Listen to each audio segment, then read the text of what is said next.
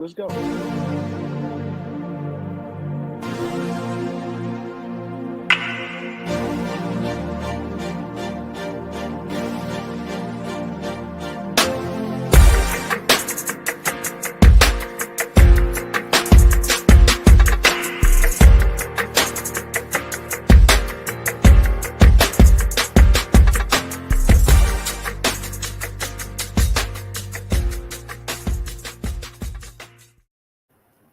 Yo, yo, yo, yo, yo, yo, it's your boy Rockstar. I come to you humbly and humbly out of life itself.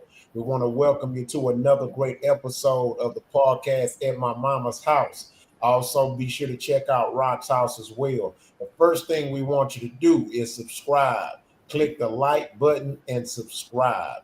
I'm going to repeat it again like I'm Dr. Umar. Click the like button and subscribe. Click the like button and subscribe. Click the like button and subscribe. Yeah. What do you say? See? I ain't never heard you repeat everything every time over and over and over and over and over and over again. Hey, man. Sound like Mike Jones. See, Oh, hey, he man. What's up, Mike Jones? look like shit, boy, like a rookie. Oh man, And it's too early to be playing. we got most of the cast with us, most of the panel. So we're gonna do our quick introductions. We're gonna start with Big Yogi because he got a cold one. Hey man, Big Yogi. Hey man, keep calm. Fuck with a fat boy, baby, huh? Yeah. I'm talking about. Rich, talk to him. Let him know Hey, your man. lingo. Hey, man, I'm here, y'all. I'm ready to, hey, let's get it in, baby. Rich, the black man. Quality. Let him know who he is, man. Say, man, it's the boy Quality in the high, man. Everybody stay happy and let's do us. Yeah, dig. Huh? I just throw it ad lib. I throw it. No, my bad. All right, man. So before we get started with everything, I want to send my respectful condolences to Eddie Levert's daughter. Whoa. The news reported that Eddie Levert's daughter, Ryan Levert Reed, died at just 22 years old. So my condolences to the Levert family. He's definitely been through a lot. He's basically outlived all his children. So That's crazy. God damn. That is definitely something that I would hope I never have to experience. But we know life Yes, can sir. lie. I'm just saying that's just something that most parents wish to never experience. They would rather go first. So shout out to Eddie Levert, man, one of the most talented R&B singers of all time. He also birthed two great male singers as well, who also has passed before him. I actually got a chance to meet him before. He's a very cool dude, very humble dude. I've seen him perform several times. Yeah, man. So shout out to them. I hate to hear that one. That's crazy. Yeah, man. So all his kids passed away. You say he outlived all his kids? As far as I know, I unless he's had new ones, I don't know. I do remember having them. The three had the two boys and a daughter, but from what I know, that was his only kids. I could be wrong. Who's ever watching, let me know in the comments so I can correct myself as well. Yeah. So, and with that being said, I want to give a shout out to my children. I love y'all. You know what I mean? So shout out to couple, baby girl. Can you uplift us? I'm about to, I say men shouldn't cry, but you about to make me cry, brother. I'm saying. Oh, nah, it's good. I ain't mean to bring it down, fam. Shout out to my baby who just brought me an empty ass soda. You know what See? Ain't nothing like that love. That's real love right there. Now that's why I switched it and said, I love my children, let them know I love them. You want to brighten it up because I thought y'all just gonna backdoor me and say the same thing about y'all. So. Yeah, I do. I love my baby. She just, my baby. You know what I'm saying? Ready? I love all 6 of mine. You know what I'm talking about? All Yes, 3 of sir. mine. That's right. I love all mine too. Even the one that ain't talking to me, I love you to death. I'm I'm just telling standing you, on 6. Hey, but listen, though. I love you, 6 Nay. kids, I 6 love different you, women. I got 6 kids with 6 different women. That's how I go. Yes, sir. God. This nigga rich. No good. For real. That's good. What you mean? Goddamn Rolling Stones. You the nigga at Temptation was saying. No, listen. No, Rich, don't start it. We gotta go. We got too many My topics. grandpa told me it was a I'm pole like, yo, rat that had one hole to run in. what's up with Grandpa him, yo? says, Hey man, no, my boy Rich Grandpa gonna be told me it's a rich. pole rat that got one hole to run in. So I always kept me more than one hole to run in. That's what he told me. He said a pole rat got one hole. So I say, yeah, you ain't saying that. So, and I never go back to the scene of the crime. If I'm not going back. Listen, All right, so let's get it going, y'all. We got a lot of topics, man. Let's All right, go. so another news segment. For all of y'all who do know and those that don't know, the brick lady, she's went viral in the past after claiming a man assaulted her with a brick in Houston, of which, come to find out, she lied about. Well, in the updates of her and her ongoing life, she has been charged with the felony theft by deception after allegedly raising tens of thousands of dollars in the GoFundMe. So there you go. I guess, they need to believe keep in karma, but definitely energy reciprocates itself, and now she's back in the news. Yes. They need to do that shit all the time. So basically, lied on somebody and she got caught up for it and got that needs to happen more often because you do help when a lot of not saying all of them that what I'm saying. Anybody that's really a victim, I'm saying prayers out to you, but it's some that ain't. Yeah, they need to get their hit across the head every time they lie. Yeah, well, here's the thing. She didn't nothing happen to her either. She didn't pay the price to lie. She got away with it. But this is a case. She got some theft by deception with the GoFundMe thing. So she was drilling them. Mm-hmm. She, you got a lot of, again, I hate to say it, 80% of us almost are raised by single parent moms. So, we love playing victims. So a lot of people played into the victimhood, and she raised a bunch of money on GoFundMe. They believed her, So, but now they holding it against her as far as with the GoFundMe, because she's been extracting funds and constantly GoFundMe, just GoFundMe playing victim. So she was trying to squeeze blood out of turnip, and it ain't working in her favor now. So yeah. Oh, fuck her. Good for her. Yeah. So now first we're gonna go into the icebreaker. I think y'all gonna like this icebreaker. All right.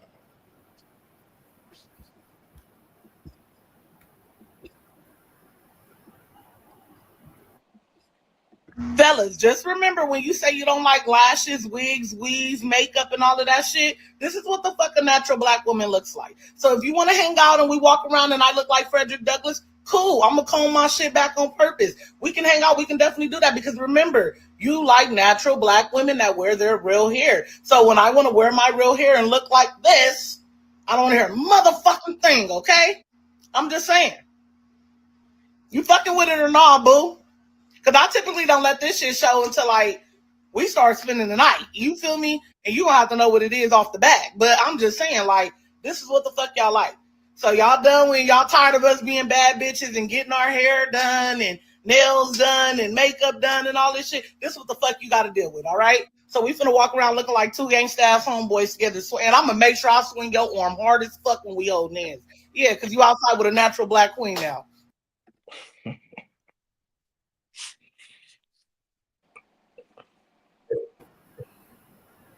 I love her. I ain't lying. I love her. Come on, Rock. Hold on, dog. Hold on.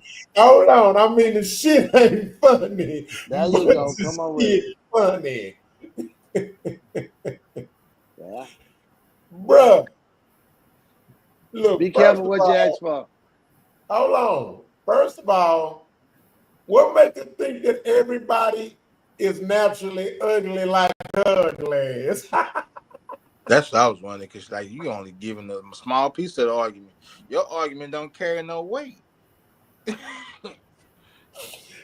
don't carry no weight. She is a per example of misery loves company. Listen, baby, every black girl is not naturally ugly as your ass.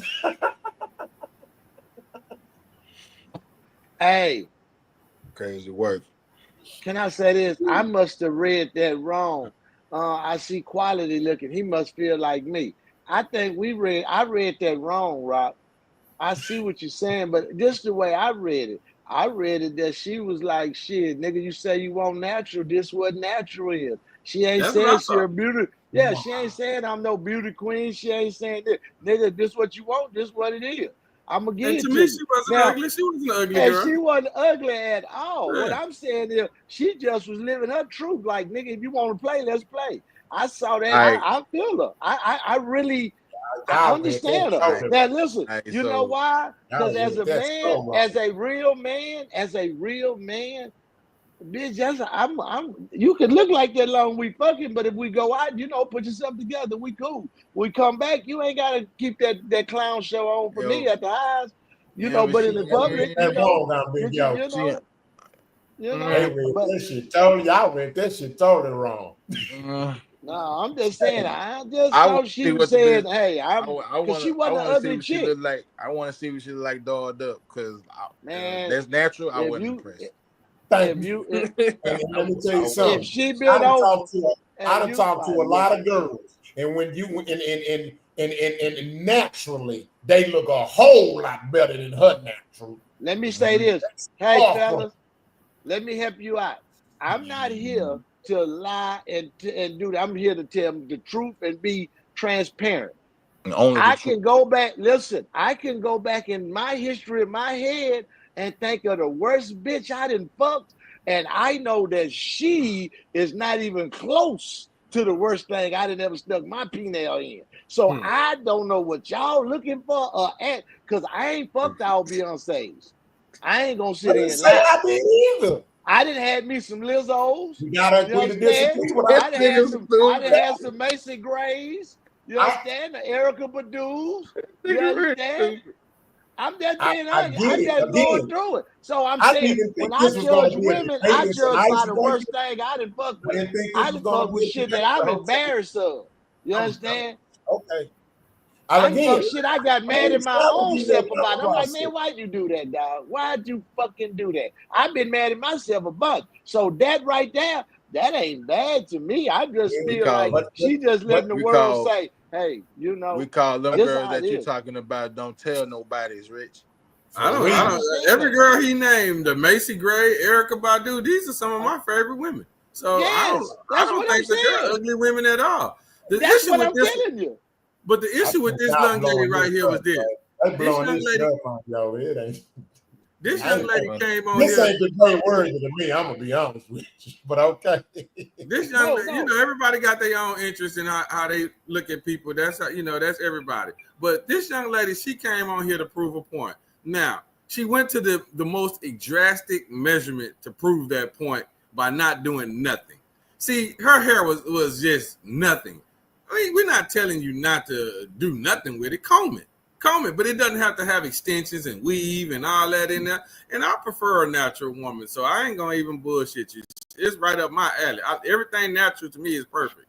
I don't want no enhancements anywhere. Hold on. Let me say this. Hold on. I'm gonna say this. I think that y'all are underlooking what Mia and Yogi or got from it. We're looking at this from a psychological standpoint. So here's what I'm saying. And again, I respect your decision. I didn't think it was going to be a debate, but it's cool. This is what makes the show the show. That nigga Rich stupid. What she did was, y'all are overlooking the strike that she's It's another case of throwing accountability on out for them. They love finding ways to get the accountability out for them. What I saw was a woman who has a problem with men complaining about them and all that goddamn funeral makeup, all that goddamn weave, all that covering up, all that plastic surgery. And she was firing back by saying, yeah, y'all always talking about y'all like a woman natural and y'all this and that. Well, this is how it is. You sure you want this and not? Yeah, bitch, we want that. Yes, we do. So please don't cap. Stop capping. Stop trying to make it seem like we capping about what we're about our complaints. No, our complaints are just. They're very just, and they make a lot of sense. We can go back and look at all those 90s shows, from the music videos, the TV shows, and you got to think about this. We're talking about videos, music videos, and TV shows where if there's any reason where a black woman was justified to have makeup, it was behind lights and cameras. And they still wore less makeup than these bitches doing just to get on Instagram. That's all I'm saying. So to what I got from it, she was capping. She was really throwing the accountability off of her. What I thought was her representing the woman with low self-esteem, and they don't want to admit it. They're in denial because they don't feel beautiful without their makeup, without their weave, without their nails. And she's fighting against that by trying to say, y'all really don't want this. Because like you look at it, bro, like I understand the foundation of what she was trying to say, but like let's be real, if we see y'all now natural elements, y'all gonna still find a way to make that shit look good. So you low key really trying to be funny about the video, and you made yourself look like shit because nigga ain't nobody checking for you. You probably don't even look no better when you got all that shit on. That's the reason why I said. Opinion. That's the reason why I said she was she pushed it to the extreme with the way that she was trying to make her point. But it ain't even that deep. Yeah, it's not even like that. She could have put herself together somewhat a little bit better to present herself that way. But I understand the point she's making, and she's trying to be funny in a way too. That's it. She just trying to make a point. Yeah, and she did it like that. And I got it. But the point was, but she embarrassed herself. She didn't prove nothing with the point. She tried to make a point and didn't prove nothing. That's all I'm saying. You actually, Rock, you and Yogi saying what she's saying. She telling you what I'd make up, this is what you get. Now, if I put some makeup on, I'm a prettier bitch. And you're right. That's self-esteem issue. She just feel she need that to be pretty. That's what she's saying to y'all. If y'all don't want to make up, this is what you get. She telling you, I want it. She not saying this is what you get, like I'm a bad bitch. She just like, yeah, she just said, I'm sure nigga telling her that. I'm sure nigga telling her that. I'm sure nigga say, hey, maybe you ought to go natural. He like, okay, this is what it is. The point not proven, but see, the point not proven, and it's hard to prove because you have women walking around here natural that looks fucking good. No. You just one of the bitches that need that shit, man. There's a lot of women that don't need that shit and still look good. We're not arguing the point that natural look good. We know that. She just telling you that. If you the nigga who she fucking with, whoever she told that at, she let them know this what you gonna get, baby. If I ain't she could have just told that nigga personally. And that's just what I Look, at the end of the day, I don't know if y'all agree on it, but the bitch was capping and she really made herself look bad trying to prove a point, an invalid point. That's all I'm saying. She was capping. Okay. I agree. And what I'm saying is, if you pay attention to it from a psychological standpoint, she really showed the world that she has very low self-esteem. First of all, she overweight, she out of shape. Yeah, because her face was fat as fuck. A lot of women had that. She got a lot of women have it. I understand. A lot of women have low self-esteem. A lot. Exactly. A lot. And that's all I was saying. You know what I'm saying? Like, she really was capping. 85% you see the women with nails, hair, and all that. Hey, that's a form of self-esteem. It's another case. It's another case of woman not being able to accept accountability. That's what I saw. I thought she was accepting accountability by saying, I'm an ugly motherfucker. She was not accepting accountability. No, she wasn't, because she was blaming. I'm saying I'm cool with that. I'm saying we're complaining, but then we don't want Okay, go ahead. Because we gotta you good. Fam, No, we gotta I'm saying I start agree with you. You know what I mean? No, you're right. I agree with you. No, it's not just your fault, Rich, it's me too. But we gotta stop crashing into each other. It's my fault too. I gave myself a majority of the blame and the percentage of the group text, fam. So you can't trip. I'm accepting accountability, nigga. Nigga. I gave myself the highest level of accountability, nigga. So you can't complain about Tell Yogi, don't start that shit, man. Don't start hey, man. Hey, look, man. Kim, I ain't done nothing, man. I don't want no smoke. You hear me? Go ahead, Rich. Go and get your point out. Rich? He look froze, man. You froze he froze up. You froze my boy up, man. Yeah, I got it. Damn, Rich got to get better. Rich is what makes me go out of my element, man. Because Rich got to be the first and the last. He cannot keep doing that. I keep Hey, I think, man, y'all debates are healthy and it's very fucking complicated. You gotta be ordered to the chaos, man. And you gotta understand it. I be editing. If you did the editing, your brain would be fucked up. It's challenging. You know what I'm saying? Overstood. Yeah, it's challenging, Kenpo. It could be a headache, dog. You be like, damn. we waiting on my boy. Damn, come on, Rich. Get in, man. We gotta get you right. I'm back. Hello. There he is. Everything over here. Everything over here cut off. So we're gonna go to the next subject. I actually found somebody to get a flowers, man. Okay. I don't know this person. But we definitely gonna do this. I found this touching, fam. Yeah, I found this touching. So let's rock into it. All right.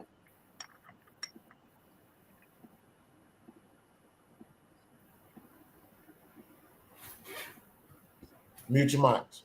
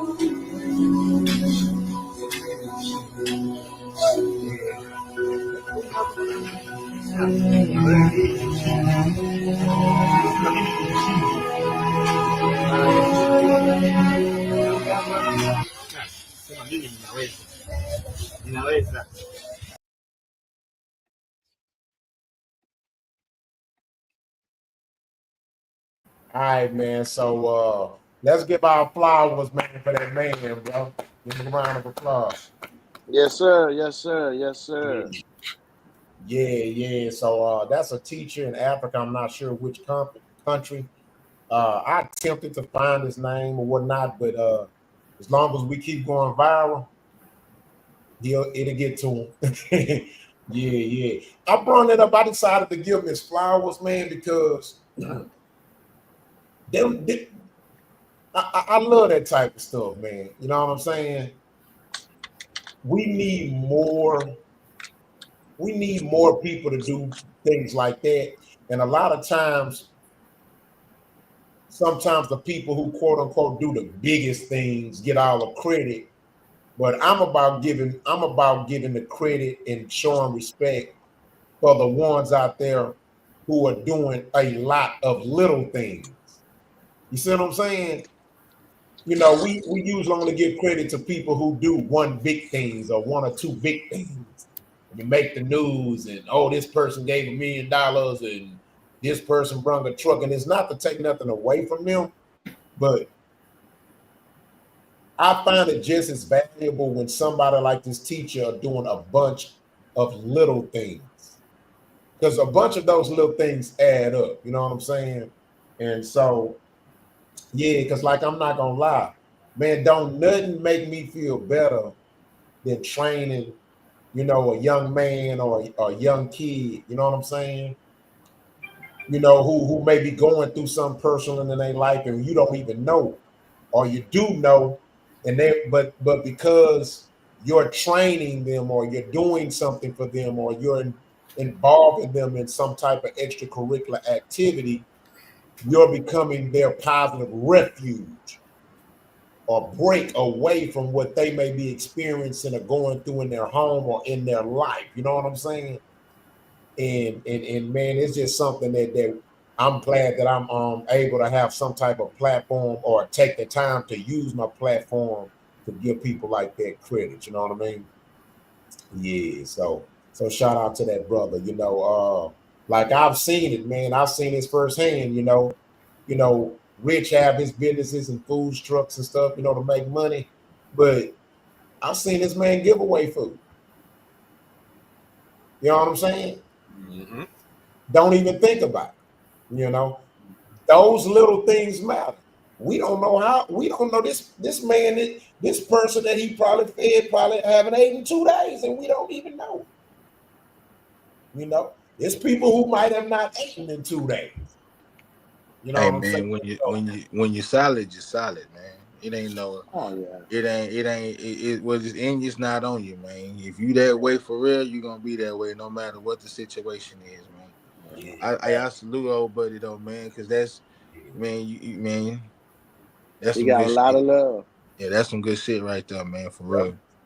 You know, Hey, me and my I can't wait till you find out what his name is, man, so we me can too, properly man. I'm gonna salute that. definitely let it be known. You know, Yeah. like me and Trust was talking before. We were saying it's sad we live in a society where the nigga getting out of prison, he get more donations than the nigga getting out of college. Yeah. You know how fucked up that is, man? Now you know what's Shit. fucked up when people scam and get all that kind of money, and the motherfuckers that really need it can't even get it. You know what I'm saying? Yeah, Because of motherfuckers like that. Nah, yo, man. facts, facts. All right, everybody that's watching wanted you to do us a favor. Click the like button and subscribe. Click the Yes, like button indeed. and subscribe. We only got a few likes. We got more people watching than we do likes, so come on with it. See, let's give him something to like, y'all. Come on. Already. All right, so we're gonna go into the next topic. So first, let me show a picture of the child support sting.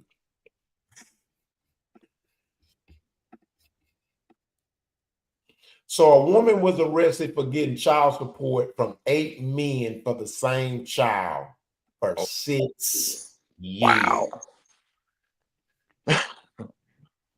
Now, before we dive into it, I'm gonna add some more context.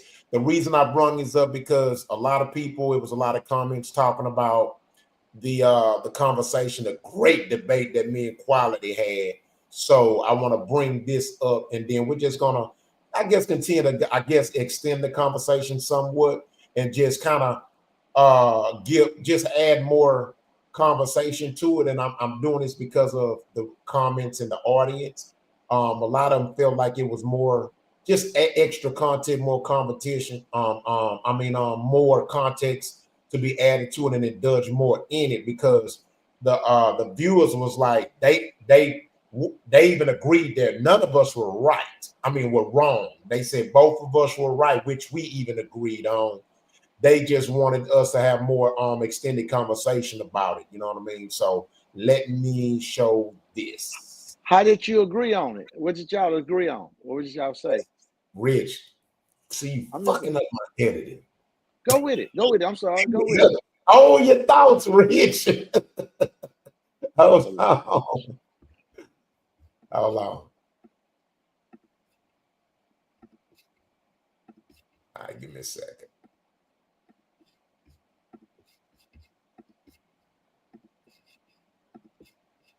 Custody case costs more than a murder case. You see what I'm saying? You spending hundreds of thousands. I've talked to people who spent the 200s of thousands fighting for their child. So that's a lot. So sometimes people don't have the means. But you know, for me, I tell them not to give up, even if that's not the route of going. It's different ways you can go to where you can learn certain things about the system. You have people who will teach you that to where you can go in there and at least try and get whatever you can, whether it may be bare minimum, whatever, but never give up. Because also, you said something earlier that's one of the biggest things that a child can say when they get older, like, well, why you didn't fight for me? And if you say you did, but it was too hard, why you didn't fight harder? I want to try and go change some of the laws. Because it's not designed for fathers, but you know, it's not designed for fathers, probably because it was just a lot of trifling ones, you know, that when those processes were going through. But now, you know, you have fathers that sacrifice their well-being and everything else for their child. So that's why I really want to try and get people the knowledge and try and see if we can fight for laws, just where things can be equal, you know, because you deal with a lot of situations that happen nowadays when you have parents dealing with kids. Is one parent may have made the other parent mad, one may have cheated, one may have not gave one, and then the child is used as, okay, well, you ain't acting right, so guess what? It's the pawn. Get out, yeah, and it's like that's the one thing I don't do. I don't rock with that, you know. Yeah. All right. So that was part of the conversation that Trader Truth had with Cam Newton, and it was very interesting. I didn't watch the whole show. I did watch the part about when they had the conversation about the child situation and him and everything. And so I wanted to expound on it. Like I said, you know, the viewers, they was watching, they really loved that. They really loved that debate, and I loved that debate too, because it was such a good debate. I'm gonna tell you what I liked about that debate, Quality. What made that debate so special is you had two men who love their kids who were debating both sides of the spectrum, right? And I went and watched that debate again. And when I watched that debate, what it showed was it actually more showed just how damaging a scorned woman can be, right? And here's my point. So I'm going to use this as an example. So I had a situation where I was kept from my dad because he had moved on and he got married. So much so that my name got changed out of pettiness. So I legally have two full names. That's just how petty my mama got. Now how fucking crazy that it is. So let me explain to you what I learned over time as I got older, and then I was able to really connect with my father. Not only was my dad dealing with a woman in pettiness on one end, he was dealing with a woman in pettiness on the other end. So he was dealing with pettiness on my mama end and on his wife end. So you had one instance where my mom was keeping me from him, and then you had another instance where his wife was trying to keep me from him too. So here it is, you had two women. He had to deal with two, right? And so, and what I realized as I got older, because it was a little point where I hated my dad at one point. right? I mean, of course, that all changed as I got older. And when I started to understand woman more, I started to realize daddy ain't as bad as what I'm being told. You see what I'm saying? But I also understand the position that my dad was in. My dad never gave up on me. My dad never stopped fighting for me. But like Trader True said, my thing is we just shouldn't have to go through all this. And when you look at the statistics, men have ruined great relationships with good women that they had because of a child mama. They've committed suicide over this. They've lost jobs over this. They went to jail over this. The damage is so overwhelming to where I agree with quality. You fight for your kid. And to show you how much I agree with quality, if anybody know me well enough or know my history well enough, they know I fought to infinity and beyond for mine. You know what I'm saying? Spent thousands of thousands, like Trader True said, and he's not lying. Man, fighting family court is a family. Do you know a family court lawyer is 3 times as expensive as a criminal lawyer? Man, he said when you fighting for your kids, you're gonna spend more money than in a murder case, bro. In a murder case. Listen, man. You know what I'm saying? Hold on, let me land my point, Rich. So my whole thing is my whole debate in it, again, it's for the viewers, because me and Whatchamacallit already, had our debate. For the viewers, all I was saying is, I was just telling black men, don't kill yourself over this. Don't lose your sanity over it. You know what I'm saying? Because sometimes you just got to accept the fact that you're just not in control, or you're not in the position at that time to be in control. Not every young black man has 30, 40, 50, 60, 70, 80, $90,000 dispensable, you know what I'm saying, to fight against a system that's already designed to bully them anyway. You know what I mean? And like Quality said, that don't mean don't take the steps. Because there's a lot of guys just don't even take the initiative. They're like, oh, you ain't gonna let me see my child? All right, but nah, see, now that's sucker shit. At least, you know what I mean? Life comes with challenges.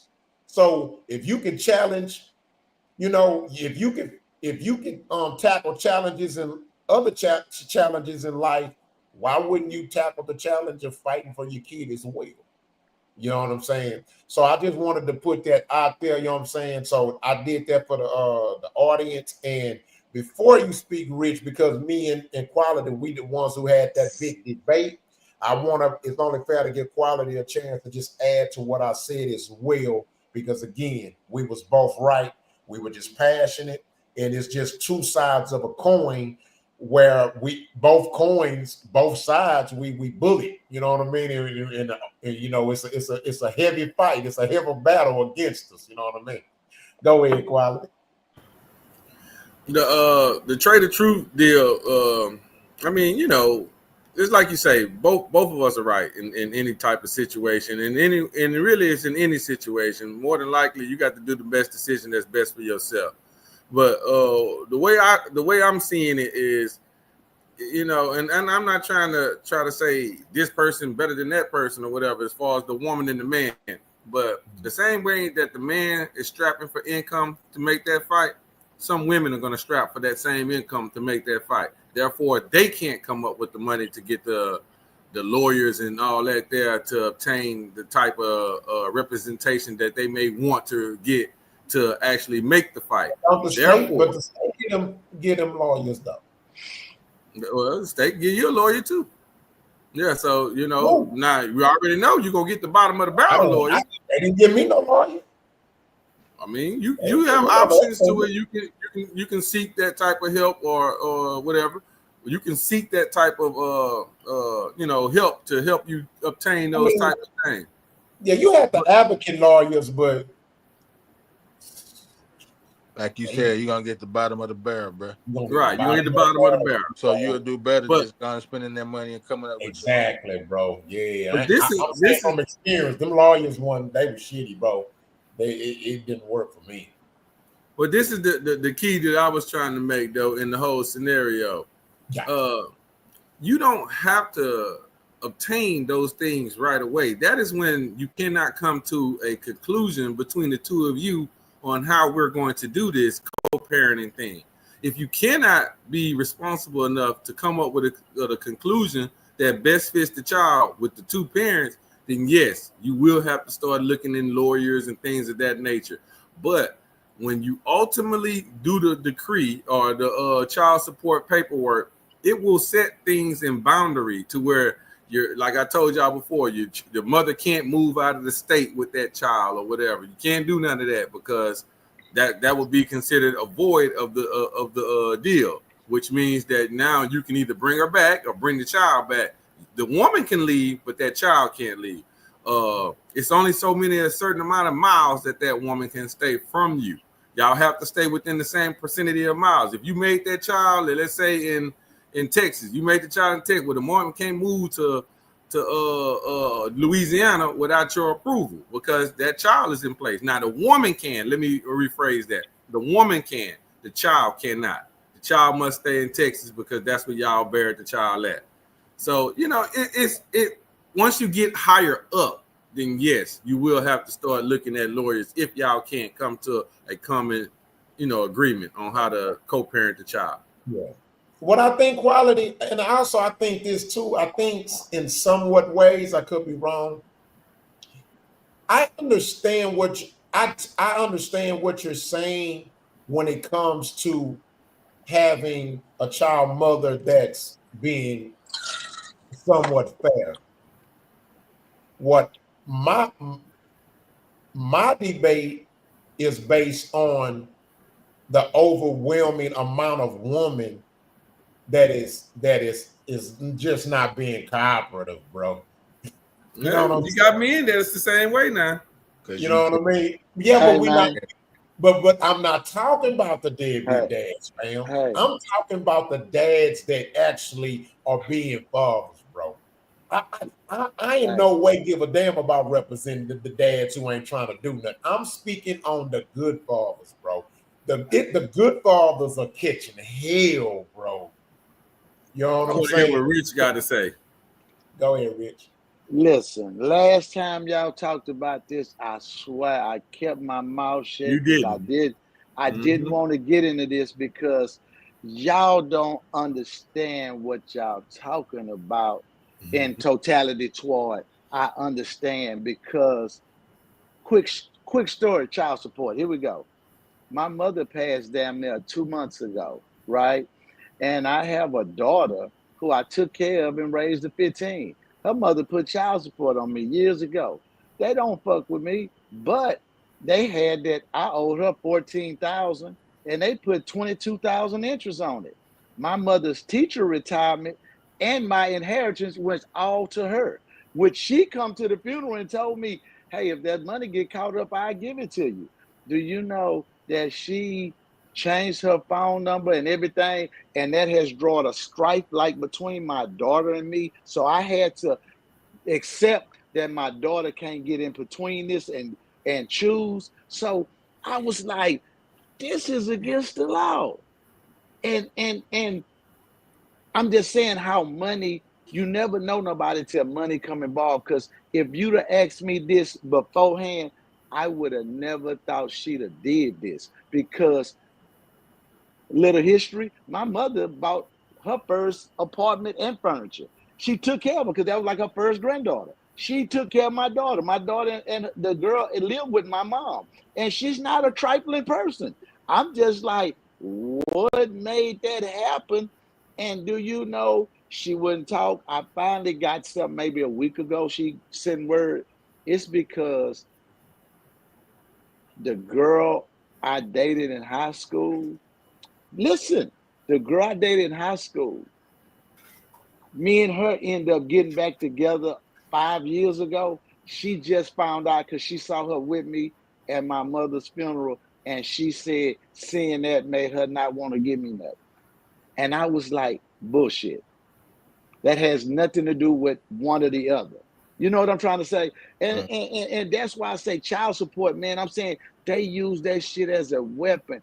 Now, I'm just letting you know, and it never happened to them bullshit niggas. So don't talk about that. They only put child support on the niggas they know gonna work, get money, and gonna be in the child life. That's why they fuck with you, because they know that. And that's the bad part about it. Because you heard me say 6 kids, 6 different women. I only got 1 child support. That's by somebody who was scorned. And it wasn't because I lack of. It was too much going on. She did that to get control of me.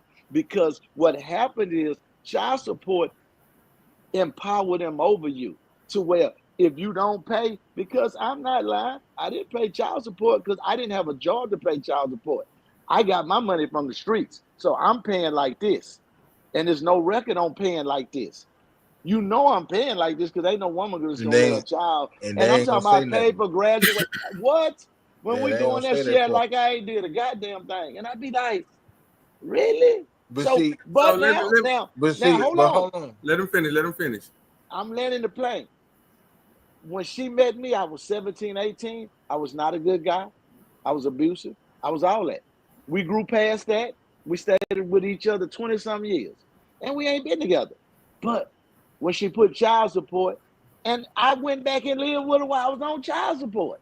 So I'm just like, she know why she doing that. And everybody say that's to hold me in her life. And I'm like, you done been married. Her husband say, why you fuck with this dude? Why would you? And it's just like to say, hey, I want to, you know what I'm saying? I'm not even saying that she got the money and done nothing with it. She just holding it for what or the fuck with me. So that's why when y'all was talking that child support, it got real touchy with me. Because you took something my mother left for her other grandkids and the family, and you like, fuck it, it's all gonna go to my daughter. I'm like, hold on. And I'm letting my daughter know you got 6 sisters. 3 sisters, 3 brothers. You got, it don't go like that. I know my mama didn't work to give you all her shit, and I wouldn't have did your mama like that, vice versa. So, you know, it is what it is, man. I'm saying that child support is a weapon. It's some bullshit, and it's for women to fuck with good niggas, man. Because they know a trifling nigga don't give a damn about that and ain't gonna do nothing. You know what I'm saying? Nate, I'm just like, man, that child support shit, man, that's the devil. But it wasn't made for us. And y'all know that. The history of child support was made for the white man who had the young secretaries in the office. They was getting them young hoes pregnant, and they going home to their family with no income. And then they're fine once they, tell they were pregnant. So they had to figure out a way to get the money. Because trust and believe, they didn't know they was just gonna get the niggas and the Mexicans, because that's what they're targeted now. And the minority who got it didn't use it for what it was for. They used it as a form of weaponry. I can control this nigga, I can get this nigga, and this, that, and the other. And they only put it on you once you move on. Because if you don't have nobody and you stick around, they don't bother you. I'm just telling you. Women are I can't even say it, but manipulative. Them women, and I'm just saying, so women, some of y'all might need it and this, that, and other, but for the majority, the men you put it on, it's because they go to work, because they probably got another family, plus because they doing right. Because the nigga who going in and out of jail never got child support on him. They don't give a fuck about him. They know he ain't gonna get no job. And the women know that. So it's just a way to hem you up and get you caught up in a system that you don't have to be in. You know what I'm saying? Let Yogi had something to say. Go ahead, Yogi. I'm venting. I ain't even talking about nothing. That was a vent. I'm sorry, y'all. I just had to vent when y'all talk child support. That's 20 racks I just lost. When they had that debate, Quality had said something too to avoid everything what Rich just talking about, man. Just go put yourself on it. That don't always work, yo. My son done that. It don't always work. It don't. My son done that. It don't work if you don't use the shit. It's the power that you have in the situation. Man, look, this is coming from a nigga. Man, this is coming from a nigga. Man, this is coming. We got to hear y'all. We got one at a time. This is coming from a nigga that exercised my rights in the particular situation and got what the fuck I needed to get. Man, I don't give a fuck what, man. This is me personally, man. What to each his own, tomato. I know in my situation, when the motherfucking paperwork was rolled up, signed, sealed, and delivered, I can use action on anything I need to when I need to. Yeah. That shit is, man, like Rich right. That shit is to give women power. You know what I'm saying? That they couldn't necessarily have over a man. Cause anytime, like he said, anytime a man don't do right, that's when they gotta get hit with that shit.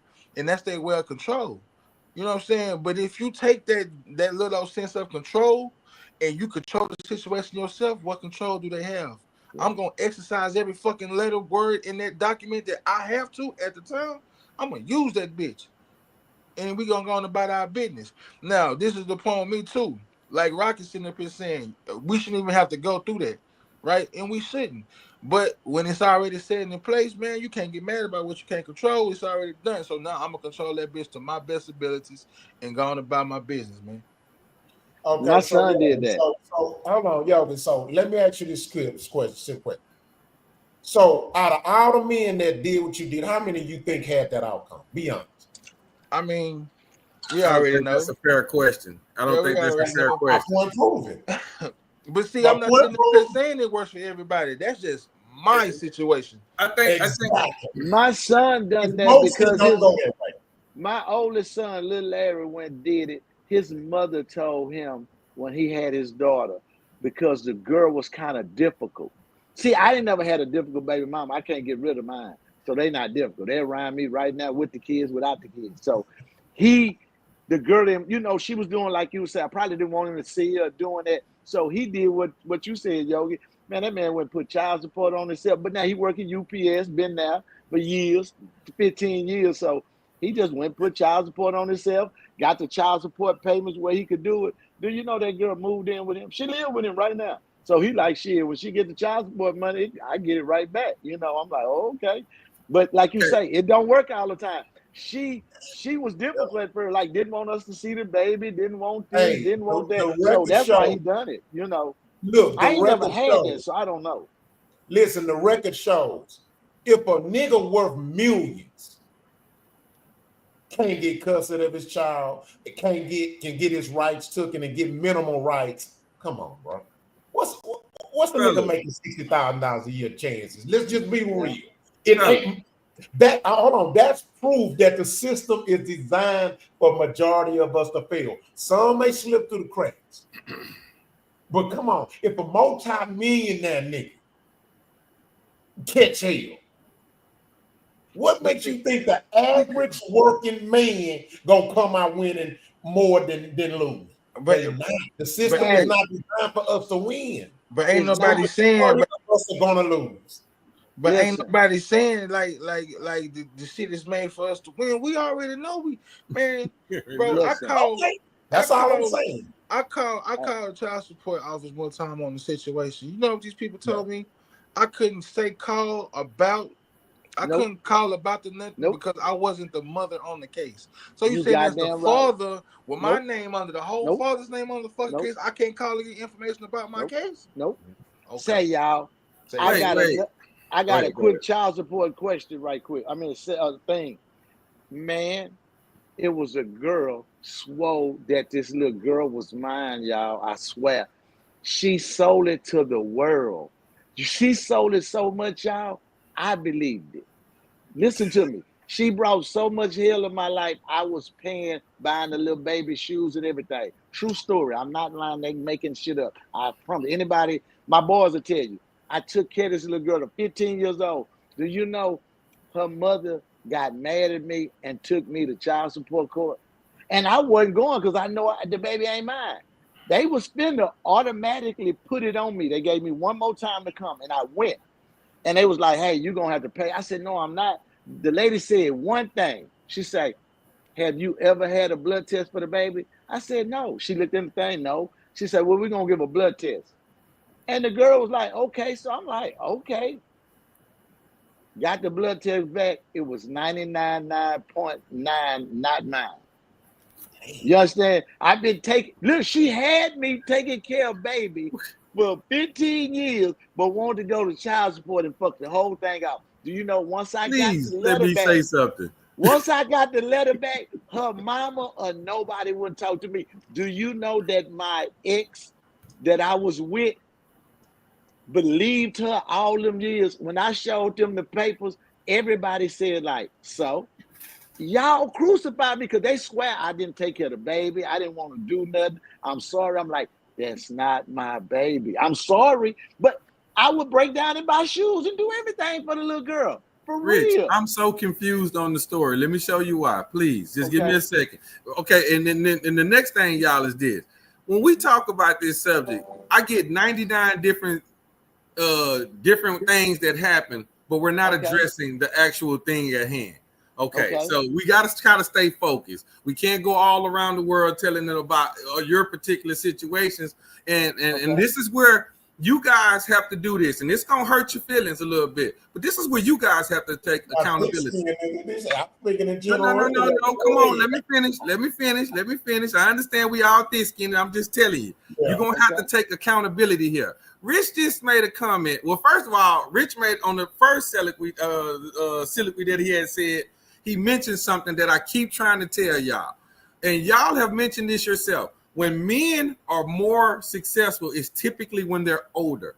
So when they're younger, they are still working to get to where they're trying to get to, which means that your money will accumulate once you get older because you have now kind of, come along and grasp some things, got some things together. So now think about this. Just listen. If you file child support on yourself while you're a nobody or you don't have the top-notch income, then they can only garnish what you make. They cannot garnish what's in your account or nothing like that. They can only garnish what you make. And that what you make is from one job. So let's say you got 3 jobs. Well, they can only pull from one. They can't pull from all 3 of your jobs.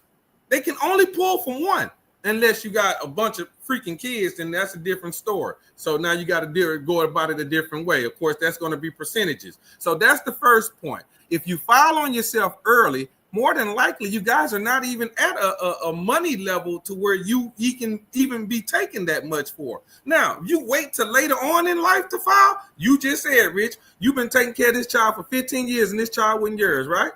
Uh-huh. That's your fault. You knew that child wasn't yours. Why are you taking care of? Listen, y'all. I know goddamn well she wasn't mine. But you just saw the man in Africa giving the goddamn kids some water and shit. I'm not going to just tell the baby, I got an ass pocket full of money. Hey, the judge coming out. Okay, go get them, baby. They're yours. You know what I'm saying? The baby need a daddy.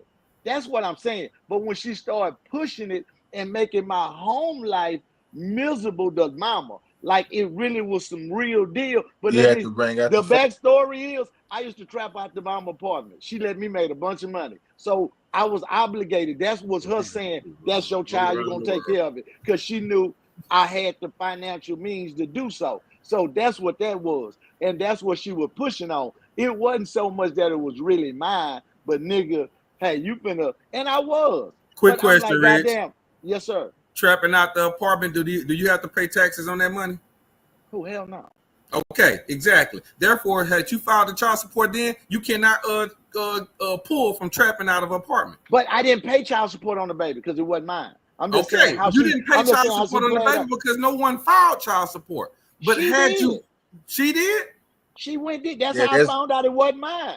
Okay, so you found out it wasn't yours because they went. You knew it wasn't yours, or did you find out it wasn't yours? Which one? I knew it, but the world found out because the girl was kind of popular, and they knew what and she would tell everybody, "That's my man, that's my baby daddy." So everybody believed that shit. And I'm harsh as hell, and I might would have, but I didn't.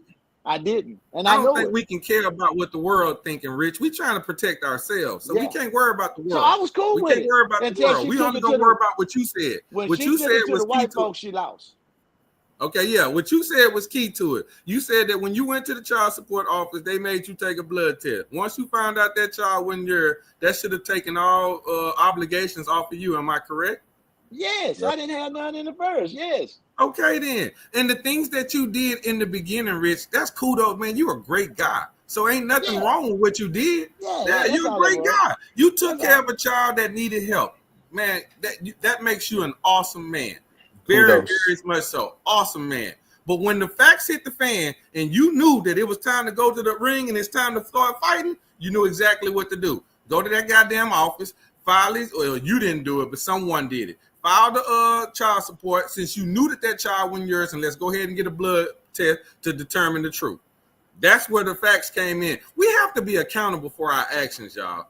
We picked the women that we chose to be with. We picked the situations that we chose to be in. Now, don't get me wrong. Sometimes we may wiggle ourselves into a situation that we don't necessarily like being in, but we picked those situations. That is us. We did that. That's your choice. And, I gotta address him. I want him to understand. Okay, go my bad. I'm very, very, very accountable for what I did.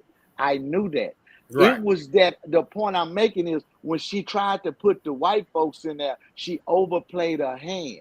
You see what I'm trying to say? What it was. That's all that was. Right. I was playing along with the good guy game and just leave me alone as long as I can make some money. But when you got serious and you went and a constable came with a paper saying you've been served, I'm like, this bitch crazy. She got greedy. And what happened was they was finna garnish me because they were like, if you don't come to court, we're gonna file with the mama, even if no. So when I went, I'm like, man, this girl crazy. They say we ain't got a blood test. And I knew then everything's gonna be exposed. But the closing to this and the landing of my plane is, y'all, when I showed her the paper and she got it, you know what she told me? Quote unquote, on everything I love, she looked me in my face and say, what that mean to me? That's still your baby. That's exactly what she told me. 2025, she say, I don't give a shit about what that paper say. That's your baby. You're a great man. Let me ask you this. Okay. Question. Yes or no, quality? Is it for me? Quality. Okay, go ahead. Quality. What's your quality? Are you married? Yes. Do you have a prenup? No. You just killed you just voided your whole point. You know, when you make those one little thing questions, I don't really know what you're doing with it. The only thing that you're saying is that I didn't get a prenup. You telling every black man out here it's their fault because they didn't quote unquote protect themselves. Majority of the women go file child support without you even knowing, or they beat you too. You have no control. How do we all just know our child mama gonna go ham and go array on us and turn on us when they loved us at one point and vowed that they would never leave us or it will work out? You just voided your whole point, because if that's the case, then you should got prenup. Don't say all these men where that's going with that on themselves. It makes no sense. We're not expecting the relationship to end. Shit happens. But now you are right. We do choose the woman we with just like they choose it. But I think I think you should be more held accountable when you keep making the same mistake in the people you're dating. A one-off, come on, bro. A one-off? You gotta give a nigga a one-off, even a woman. You know what I'm saying? So I can't hold a one-off as the standard for just say, okay, we're not holding ourselves accountable. You know what I'm saying? Because like Rick say, it's only one woman. I got 2 child mothers. Only one of them filed child support. I've only paid child support to the white man by 1. That was a one-off. I never thought that she would turn on me like that. You know what I'm saying? So at the end of the day, okay, I'm gonna tell you what's my whole point on it, right? Because I'm gonna say this again. You're nowhere near wrong about nothing you said. Absolutely right.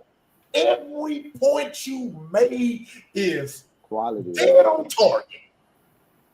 I'm not against nothing you said. I'm just being real. Every point that you made today about this, every point you made on the last debate is dead on target. My point in the whole situation is 2 things. One, I'm looking at it from the root of the problem. A nigga shouldn't have to even go through this shit in the first goddamn place if you're a good father.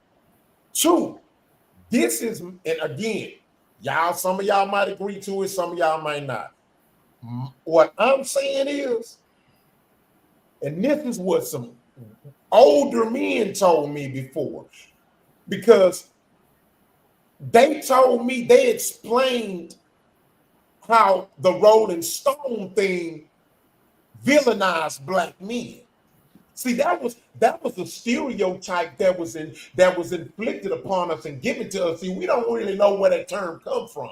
But they told that was something that the white men, that white folks, the white system, racist system at the time labeled black men to make us look like deadbeat fathers and that we ran away and that we left. But really and truly, what it really was, them shunning good fathers, because these women started to side with the system. You see what I'm saying? And so what happened is this is what black men do. A lot of them black men that they call Rolling Stones, and that a lot of our mamas lied on and exaggerated on, saying we left, and just they left us for it because he got with another woman. You got to think about this. Why most of them niggas went and got mad and stayed with him and died with him? See, mamas don't be telling us all a story, dog. But my challenge to men, or what my advice to men is based on this topic is this: if you find yourself in a relationship where it's a challenge against you being the king of your own fucking kingdom, I ain't mad at you if you're gonna find a queen who's gonna stay in a position and sit in that queen chair and let you be the king and run your motherfucking kingdom and have full autonomy over your relationship with her and your children. To me, that's where a man is at it, where a good man is at his best at. A man cannot be his best version of him if he is in a relationship with a woman where he gotta fight just to goddamn me have some sanity. And there's too many women who are think they run the goddamn relationship. They think they run the goddamn kids and they teaching the kids not to listen to the damn man and teaching the kids to listen to the mom and say fuck what the daddy got to say. So that's where I stand with it. You know what I'm saying? Because it's just too many of us are suffering, and we're fighting against the woman. We're fighting against the system that's funding them, that's incentivizing them. You know what I'm saying? We dealing with a system that's actually incentivizing the woman to leave us, man. Because in this country, the government get more money with 2 household incomes than 1. That's all I'm saying. I say this: if there's a will, there's a way. You got to learn how to use this. Use it to the best of your ability. If there's a will, there's a way. You just gotta. It may be hard, like you say. It's gonna be complicated. It's gonna be struggles. It's gonna be everything. But what I'm telling black men is I advise you not to let her take you through it. I'm just gonna be real. Let me tell you something. One thing not to even be with her if you think you're gonna go. I tell people, you want to know what I've learned in my latter years? It's power in not giving a fuck. It is, bro. And that's including them kids. Let me tell you something. If I end up with a woman who's so petty and so selfish towards the relationship with me and the relationships with her kids and the relationship with me and my kids, to where she will destroy the relationship between her and my kids, I'm not taking accountability for them kids being fucked up. It's your fault, bitch. Yeah, but it didn't have to be like that. Rock, you knew the kind of bitch she was before you had a baby. No, you don't. You don't always know. You don't always see that thing. So why did you go ahead and go show them? Why did you have a child with the woman? Look, man, the nigga, hey man, I don't give a fuck, man, woman, child, dog. Everybody's gonna show them colors. It's up to your ass to get off that Google shit with the bitch and recognize the flags, nigga. What you see, you got to recognize that. That sounds politically correct, Yogi. Yes. But if that's the okay, hold on. I'm finna prove your point. Is you with your child mama? No. See, I that's it. You can't do that, Rock. That's not even fair. That's super fair. He's already accepted his accountability. That's He super fair. accepted his accountability. He's telling you. I have. He accepted his accountability. And that's why I fight the way I do for my child, because I accept the accountability of who I say. See, you running away from my point. No, you not good, right? Yogi said we were supposed to know who we was with.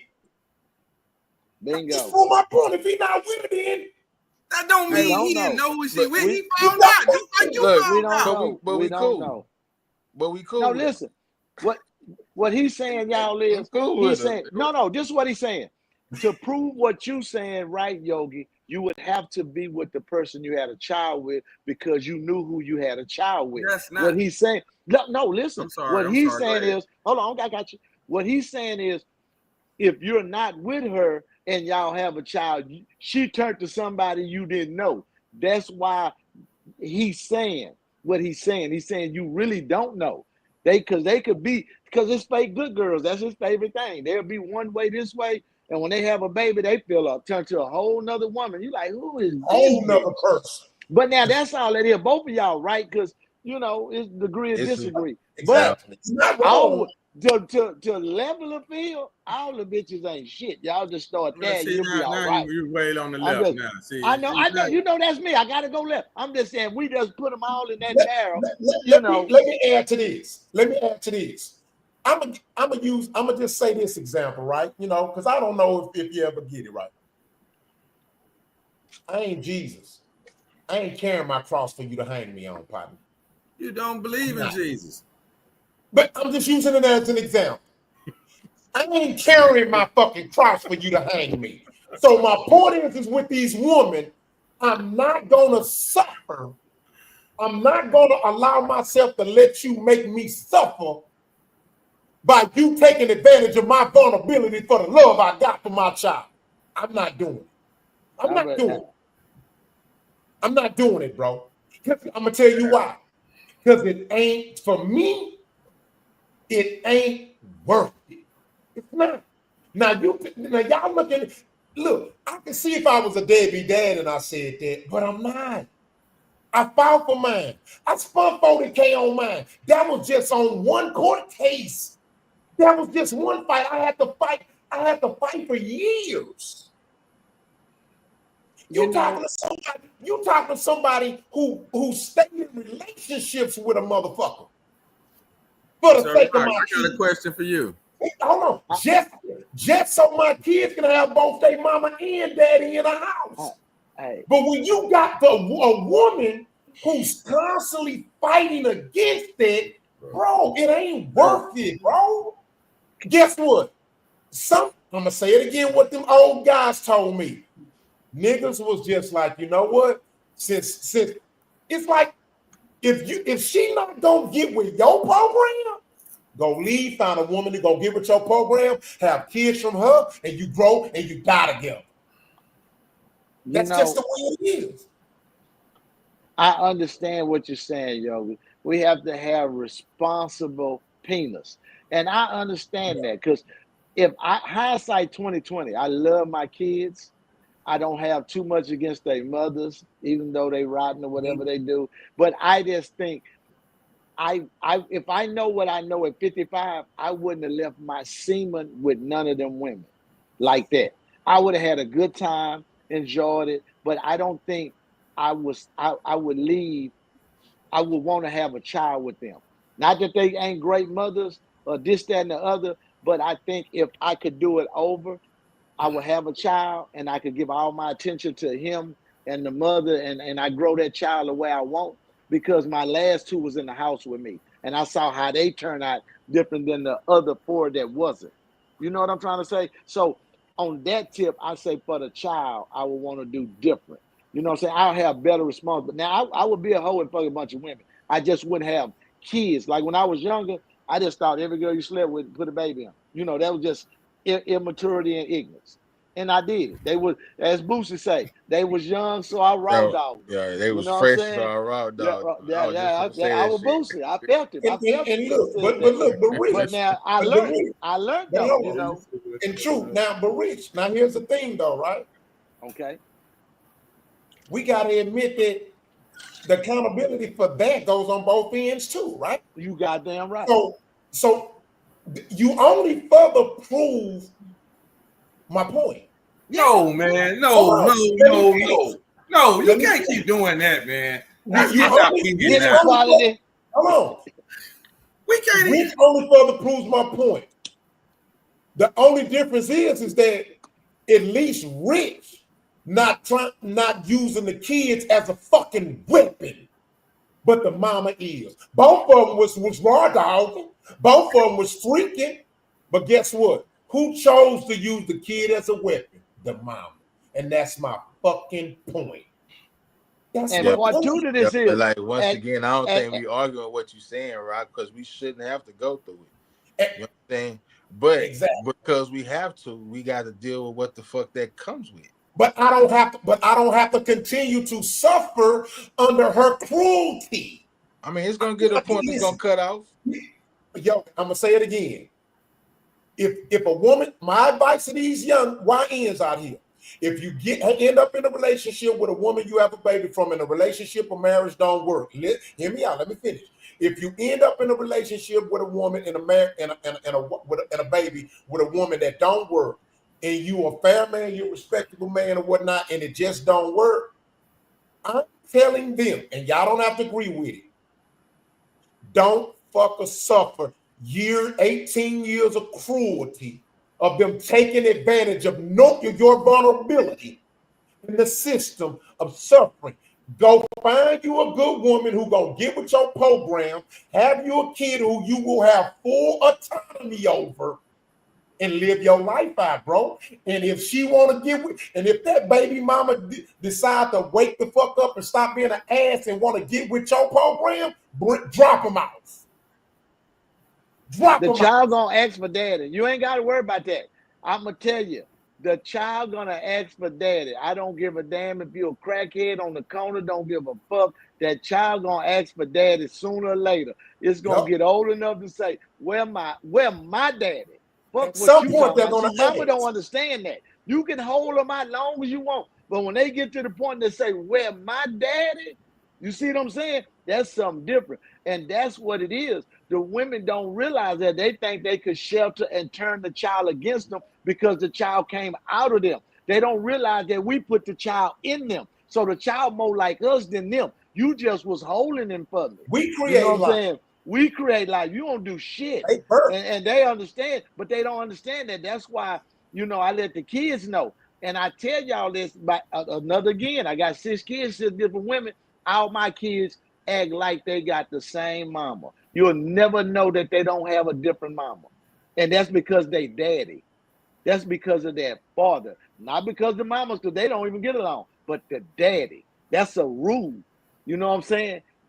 You a Dave. Fuck your mama and them. You a Davis. You my last name. Fuck whatever your mama and them last name is. You ain't that shit. You this shit. And that one there got your name, that's your, Your mama can have another kid, and I bet that child ain't gonna have your last name because that ain't the same blood. See, because like they think because you came out the same mama, y'all. Because you got to think about it. You got kids from women who won't even give them the dad last name. They want to try to keep them from them, file child support on them. And a lot of them will even use your kids against your new relationship. Because see, woman know woman, and they know if they put enough friction in your life that she'll leave too. Man, I done lost relationships dealing with my child mama, bro. Because they like, man, I ain't gonna deal with this shit. Why? Because that other woman that you with, she'll see how vulnerable you are to your child's mother wickedness and purposely using the child against you. Kimbo, do you know I done had exes who say, you really don't see what the fuck she doing, do you? And I'm totally oblivious. And they sitting there like, dude, she's trying to destroy you and me. And I totally oblivious. And I get into it with my girl at the time. Like, man, you just hate, you tripping.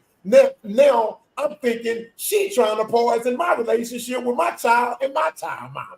When the whole time it's really my child mama. Boy, it's a cold game out here, y'all. And that's all I'm saying. You know what I mean?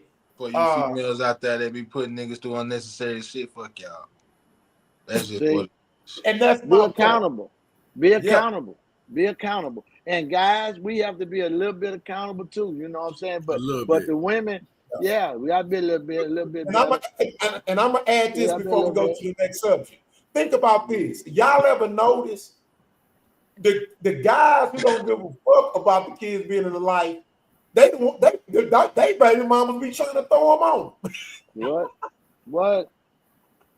I ain't never had the opportunity of not having my child. They drop them off, newborn, whatever. I'm like, shit.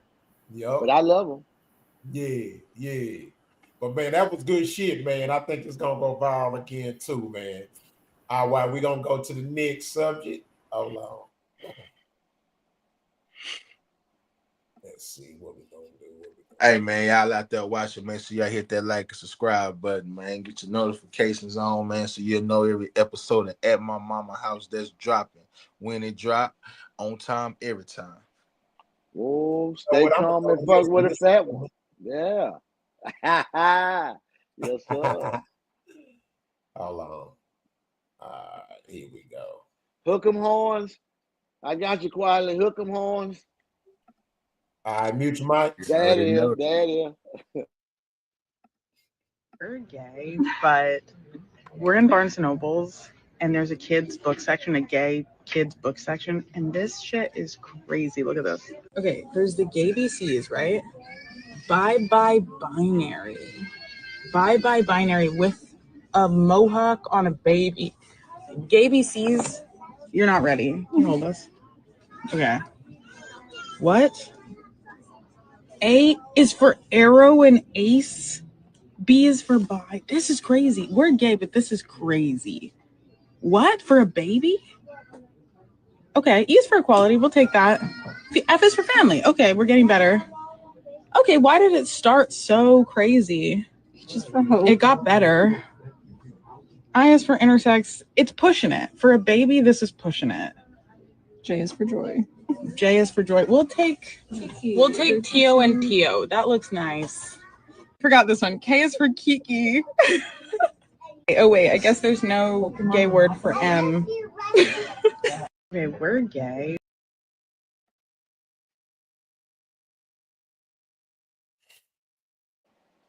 Why? I'm just curious. Why? It's no place I would even know to go look for that book. So I wouldn't even know how to. You said Barnes & Noble. I believe I don't go there. They say you won't keep something from a nigga put in the book. That's one of them. That's a good one right there. I'm not going. We say, well, hey, our black community, I feel safe because niggas do not read books. That's safe as hell. They put it in the book. They got us. We not going to pick that up. I'm going to Barnes & Noble tomorrow. What are you talking about? You know what I'm saying? I'm just saying. Shit. You over there quiet? Talk to me. I was having a little technical difficulties on that one, so I kind of didn't see it. Want me to tell you what happened? They had a gay baby book for kids. Fuck Mother Goose. Fuck Mother Goose. They got a gay book for kids. Barnes & Nobles are selling LGBTQ books for kids. One of the books was called Gay BCs. B is Bye Bye Binary and Tio and Tio. I don't subscribe. Y'all crashing. Go ahead, Quality. My thoughts on it is that I think we've already discussed before. I believe they try to promote this on to the younger generation, and I guess the ability to push it on them. You know, you almost damn near forcing them to go this, and when you're starting at a baby level, that you got a book that's out here for them like that you know, that speaks volume as far as how they trying to push it, to push the narrative on them. I don't think it's right. I think it's that child ain't even developed a mind yet to even understand the gay mentality or regular or whatever the case may be. So I just feel like that's insane in itself. Hey, I want to bet that a black person didn't write that book. I'm just gonna throw that out there. It ain't even about the race of who wrote the book, bro. Regular parents with their kids, bro, they're not buying these books. Nah. The LGBTQ community is the couples that's adopting them kids and buying them kind of books. Yes. Like Quality said, they're pushing the narrative on our kids, man. You can't even turn on a TV show today. Kid can't even watch TV without some kind of mention of that activity. And like, so me, I'm gonna say this: I ain't got no problem with the lifestyle that you chose. You know, that you do your thing, have fun, right? But the pushing the narrative on the kids, that's just diabolical. That's too much. That is too much, man. You should not be walking in Barnes and Noble with your kid going to buy your kids a book, and it's a whole section. That's pushing the narrative too much, bro. Y'all gotta chill out, man. Like y'all gotta chill out, bro. And because I forgot what president was it that legalized it? Obama. It was Obama, you talking about? Shit, yeah. All right, so ever since Obama legalized it, it's like now we're forced to see these. Back when I sound like an old man when I say this. I hate saying this, but back when I was growing up, bro, people of that community, they hid. You know what I'm saying? You didn't know unless you knew. Now, yes. And because they're able to put it out there, man, you see all of it. Like I said once again, I have no problem with what you choose, man. That's you, do your thing, but you gotta calm down with pushing it on everybody. Everybody not about that life. You know what I'm saying? Gotcha. So let me take a excuse me. It was another reason why I posted it, but of course I knew we was going to still talk about it. That's no problem. So y'all, Rich Yoga, y'all blacked out. Rich Yogi. I'm here. I'm having difficulty. Yeah, I'm here. I just turned the camera off. Yeah, my internet blanking. Internet. Well, let me know when y'all ready. Go ahead. I'm here. Okay. I can hear you. I'm listening to you. Here's what I wanted to talk about. What I wanted to talk about was blacks and boycotting. Now, I don't know if y'all know the history of boycotting or did any research on the context and to what extent, you know, where it started and all that. Of course, y'all know I did my homework. It's funny because I actually did a lot of research and watched hours of film and read quite a few articles on boycotting because when the Target thing started happening, I was confused, man. Like I was really confused. I was like, I don't get it. What is up with this Target boycotting and blacks boycotting Target because of DEI and stuff like that? You know what I mean? And I was confused because I'm like, Target sells more black-owned products than Walmart. You know what I mean? So I was confused, right? So I did a lot of research in it, and I was blown away, man. I really felt bad, man. I felt embarrassed, bro, as a black person, right? Because, you know, I know we all ignorant to stuff, but it just blew my mind just how lack of knowledge when you respond to certain things without research or a high level of lack of knowledge, man, you really be looking bad and don't know it. And so I'm not a fan of boycotting. I'm not.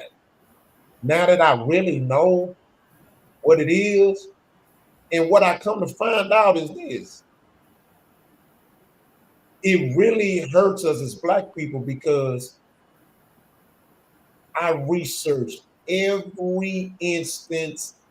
I'm going to say I researched at least 20, right, of the biggest or the most notable.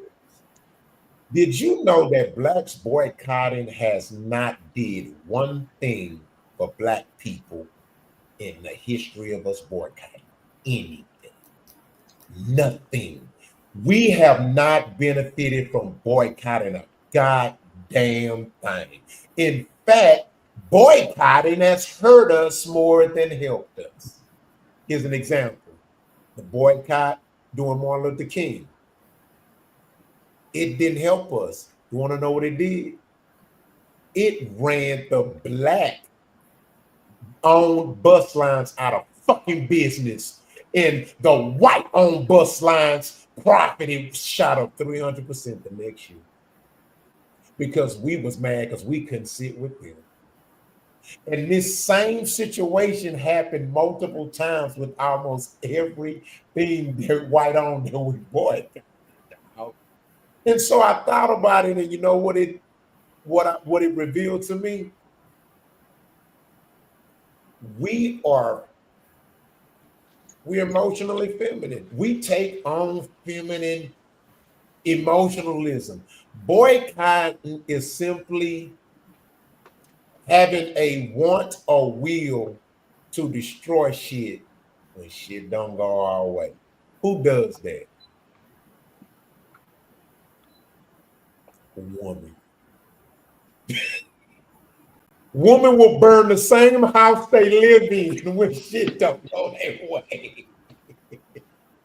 Boycott is just simply something's not going my way, so I want to destroy you. I'm not going to benefit from it, but at least I'll tear you down so you can be where I'm at. And I just want to know what y'all think about that, man, based on what you know from the history of boycott and what you know now from what I told you. So what? I'm on the flip side of that, Rob.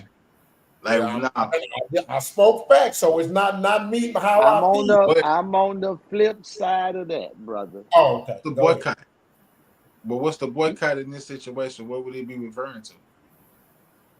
Basically, not stop going to Barnes and Nobles because of the books. Yeah, but that's not gonna happen. Motherfuckers gonna still gonna go to Barnes and Noble. Yeah.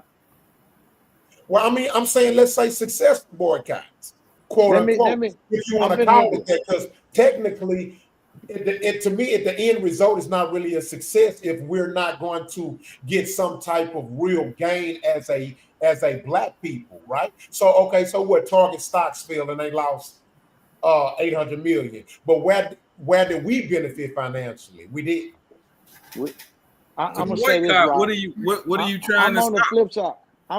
I'm on the flip side. Let me start you off, Rob. On the boycott, you 130%, 1,000% right there. We don't get nothing from it. But let me give you some more context to what you're saying. Since you brought up Martin Luther King and that, what they did was, you got to realize we wasn't that long out of slavery, education, reading. So they manipulated us. They mind fucked us to want to come and be with them because we thought they was better. So that's how they tricked us out of our black buses and all that. You right about that. But that was out of ignorance. That wasn't out of because we knew and we just did it or we was trying to do something. Back then, we didn't know what to do. So we wasn't going to fight and kill. So they say, let's stand up and go fuss. I don't know who made that bullshit up because in the history of the world or the United States or whatever, you fight to get your point across. You fight to get your rights. So when we didn't fight and they saw we boycotted, they said, oh, there ain't no problem. They don't want to do because the white man will kill to get his position. Everybody else, but we will go and hold hands and kumbaya. Now, I can put that on a whole bunch of other shit. That's a horse of another color. But what you're saying about boycotting is right because black people don't know what boycotting is. It's not real, so it ain't gonna work. What boycotting really is what they do in the White House called filibuster, meaning to bullshit, keep a bunch of bullshit up till somebody get tired and say, hey, you know what? I'm gonna give y'all this if you stop. And it don't benefit you, it benefit the person who out front. The person who makes the noise win. You know what I'm saying? So like I said, I told you the story where I went down to Huntsville with a boycott, trying to get Shaka Sinkopa out there, Gary Graham, get him out the prison. I mean, we caused up a stink, all that shit, man. When they wrote the check to Jesse Jackson and Cornell X and them, they was like, hey, brothers, we got to go home. All this just to fucking go home. So I understand what you're saying. The boycott If you don't start it or you ain't in on that, you really just helping somebody else cause. Because we already know Black Lives Matter didn't help nobody black. Them black girls got all that money and burn out the way. And you know what? It went bankrupt like the next day after some other shit. I was like, what the fuck? How you lose $100 million something dollars?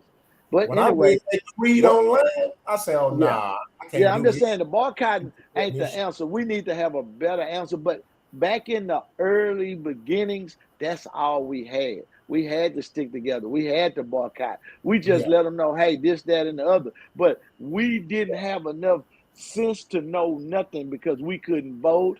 We couldn't goddamn make a bill. So we are really asking for some shit we don't know we should be asking for. We shouldn't ask them to be their friend. We should boycott that they want us to be together. Now, y'all stay over there. I'm boycotting that. Y'all don't need to be over here. You know what I'm saying? Y'all can come buy food from us and get shit, but now we ain't got it in a mix because they done went broke. That's why they burnt up on the shit in Oklahoma, Black Wall Street. That's why they did all that. And I'm just done. I'm just saying boycott don't do shit. Yeah. Quality, you want to say something about this before we go to the next subject? I just wanted to know, when you boycott, like I guess the Barnes and Noble deal. If we were to boycott, what do we want them to do? Take the books down? Exactly. Like that's going to be your first question to the boycott. What do you want them to do? Take the books down? Like it's got to be something that we're asking them to do, and that will be the first part to the boycott. But other than that, I mean, it can work. You just got to get everybody to stick together, and that's always going to be the hardest thing when it comes to black people. Yeah. But that's the thing, though. It's the win is an emotional win, and an emotional win is not what we need. You know what I'm saying? You feel me? Like it's like, yeah, take them out, and let's say they take them out. Okay, then what? Black people ain't benefited as a whole from it just because that's what I'm getting at. Yeah, we don't get nothing out of it. They don't do shit for us. Yeah, exactly. They ain't gonna do shit for us. Exactly. It's just now the only benefit you will get with the books out of there, y'all, is that the kids won't be able. I know, but the kids wouldn't get them. That's the only benefit, that it wouldn't be accessible to the public. Now that would be, I guess, a win. That's just that store. Yeah, I'm just saying. Yeah, it's got 99 different bookstores. Yeah, exactly. But like I said, you got to get them. You got to collect your wins how you get them. Hey, man, the best thing to do. Don't even buy. Oh, my bad. Go, Yogi. Yeah, that's how I see it. Man, the best boycott for that kind of situation is just don't buy the fucking books. Point blank, period. Yeah. All right, got you. Next subject, guys. Mute your mics.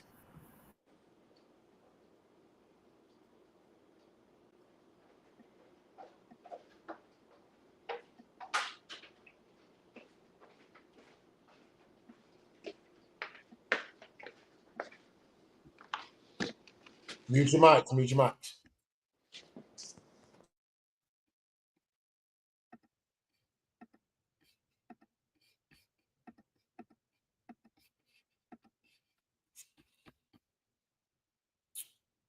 All right, so a singer, Cynthia Evero, is set to play Jesus in a major Hollywood production. Here it goes. Cynthia Ervin will be playing Jesus Christ in the Hollywood Bowl's production of Jesus Christ Superstar. Cynthia is someone who is a queer. The things that she believes in are anti-Christ. She also played the role of a witch in that one movie called Wicked. Can you imagine? Hollywood loves to mock our faith. A woman will be playing Jesus Christ, knowing that Jesus came as a man. Knowing that Jesus Christ came as a man, and now they're making someone who is queer and someone who is a woman play Jesus Christ. This is just blasphemy. This is just blasphemy, and this is Hollywood trying to push forth their agenda, and they're using our faith to do it. It's absolutely ridiculous at this point.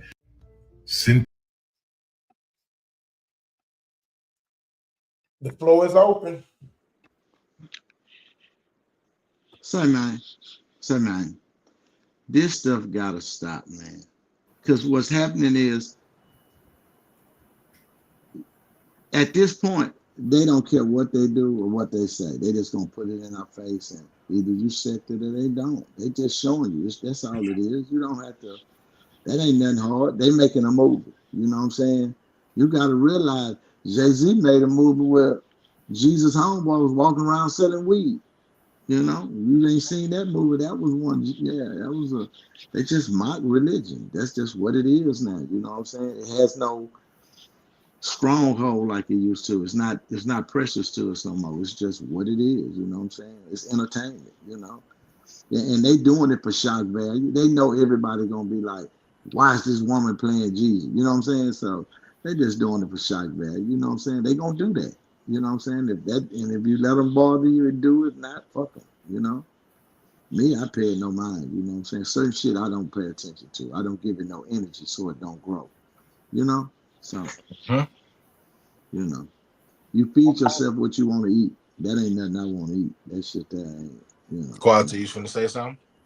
I think it's something that none of us really want to eat. I think it is what it is, but on the same token, I agree with everything the young man said. This is a mockery of the situation and what they're trying to do. And once again, it's another way for them to promote this homosexuality type of life living. I don't like it. I don't agree with it.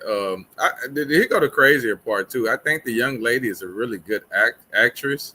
I think she's really good. I don't know much about her. I do have some personal thoughts that I'm not going to even put out here on her because I don't want to put speculations out there.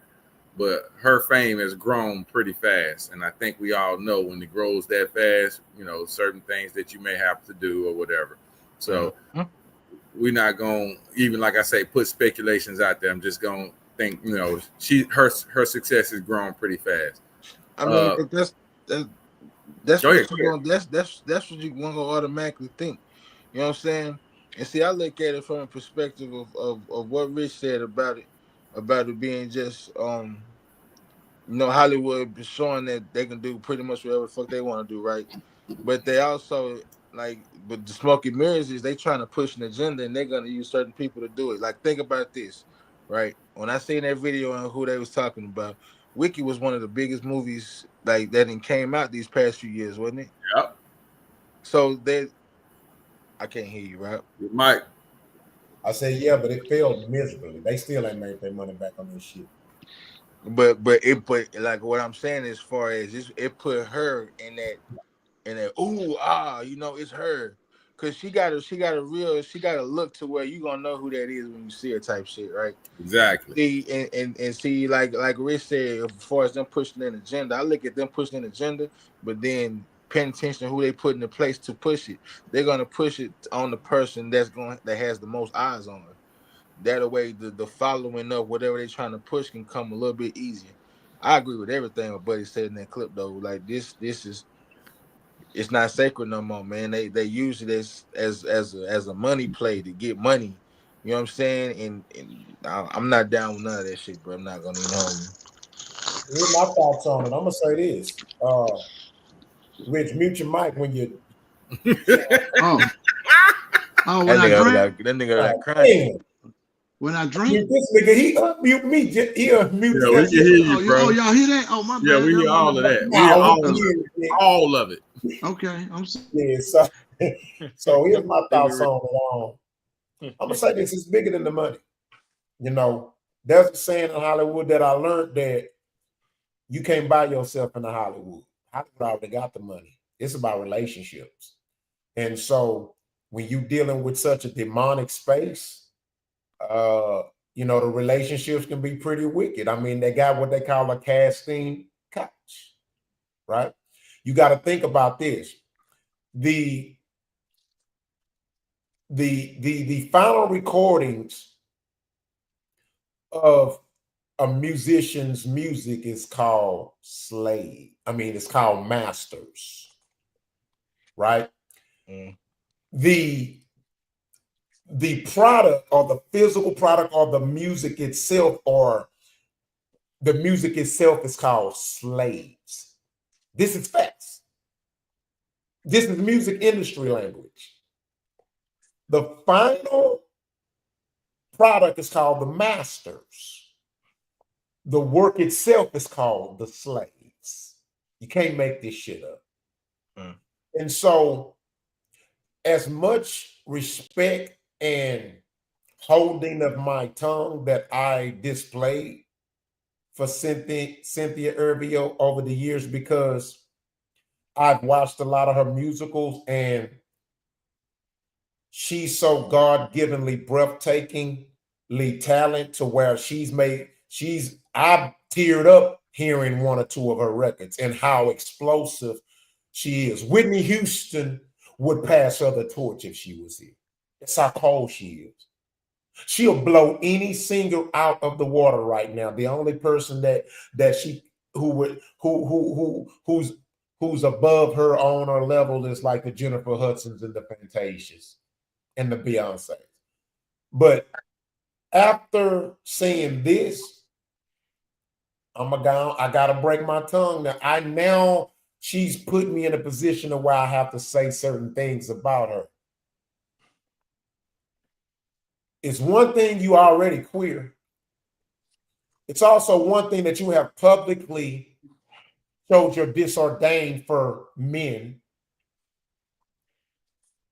3, you promote anti-heterosexuality, which means that you not only have a problem with people who don't like your kind, you turn around and show hypocrisy by constantly attacking masculinity and calling it toxic.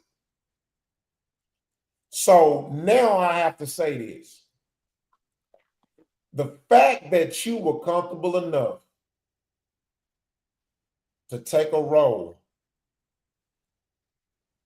on playing someone who's throughout the history of time has been shown to be a man tells me a lot about the bitch in you and how much you actually hate men. And because of that, I've lost all respect for your fucking ass.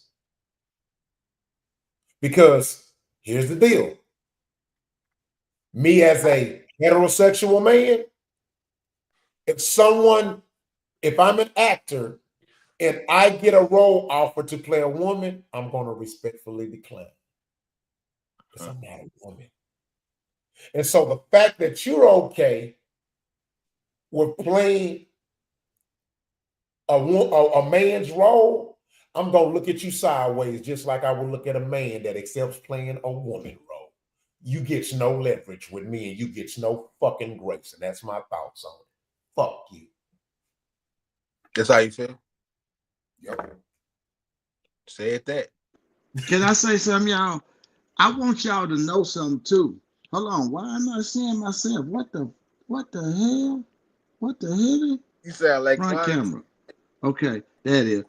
Hey, y'all know on the cool, later on when this come out, you know that is a community in the world out there, in that community that's the alphabet, believe that Jesus was a binary. He was neither male or female. So I'm just letting y'all know they not mocking, but they are on that tip that Jesus was a female and a male. You know what I'm trying to say? And they run it. I don't know. They coming up with these bullshit ass narratives and running. So right there. They make up shit every day. Yeah, I'm just saying. I'm just like adding a little content. I know that's probably the way they leading us into this, because she's part of that community and they are very strong on adding it. Because if you watch any of them debate, even atheists or this, that, and the other, the female LBGs, they quick to say that, how you know the gender of Jesus. And I'd be like, why they always say that? And they always try to say he had no kid. It's just crazy how they think. But I'm just saying. And let me add to that. And let me add to that too. Because it's just the truth. It's just really real, right? Because anybody knows, if they've seen all these episodes, they know I don't give a damn about how nobody feel about me. They know I don't give a damn about what nobody think on my stance or take on it. But I have to say this because it's true. To the defense of a lot of the LGBTQ, a lot of them don't agree with this bullshit. You're right. You're absolutely right. You're So absolutely let right. me say that real quick. A lot of them do not agree with this bullshit. They think it's stupid. Yeah. But hey, this is humans. This is what we do. Exactly. You know what I mean? So it ain't all of them. A lot of them like so what they think is stupid. The shit that what we talking about now. No, I'm saying a lot of the LGBTQ agree with us on this bullshit. Yeah, they don't believe in like changing narrative of how Jesus was, and you heard the lady said that they didn't want to be in Jesus. They think this shit stupid.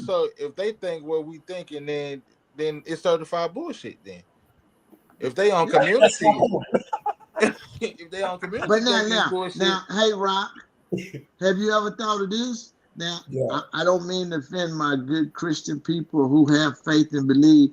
If the story is fake and not real, no way, what's the harm in them tearing it up some more? I'm just saying, because some people believe that it ain't real, so it don't bother me how y'all tear this up, because this shit ain't real no goddamn way. So that's what I'm saying. You have that, I'm just showing you all the opinions that's out there that you're going to run across and people feel.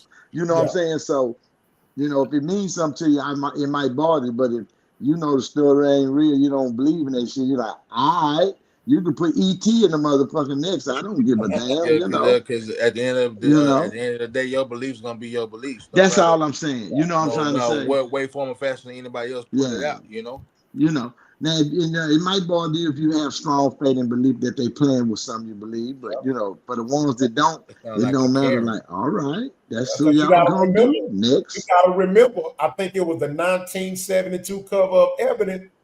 They put Black Jesus on it. Black Jesus on it. You want to know who got mad? It was mad. Who got mad? Hold on. Don't you do that. Y'all ain't old enough. Hey, Quality, I know you old enough to remember that episode of Goddamn Good Time when they put Black Jesus on there, they house started winning. Mama said, take that down and put white Jesus on the wall. That's blasphemy. I remember that episode. I watched it, but I remember that shit. I watched it with they put a Black Jesus on the house. JJ put Black Jesus up there. The money started rolling in. Florida said, you're gonna put white Jesus back up here. That's the only Jesus she know. I said, well, hell, that is. Yeah. All right, we're gonna go to the next subject, man. This a good one here. This a good one. Mute your mics.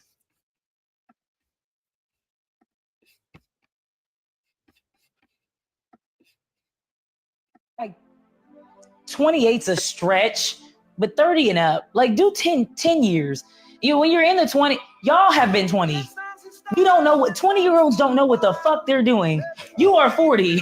You know exactly what the fuck you're doing. You've been around this block several times, right? A lot of the times too, though, men and women will date at their like intellectual capacity. Mm-hmm. So maybe your brain did stop at 23. Maybe y'all do have a lot in common. If you're a 40-year-old man, what age range should you be looking in to date? I say like 28's a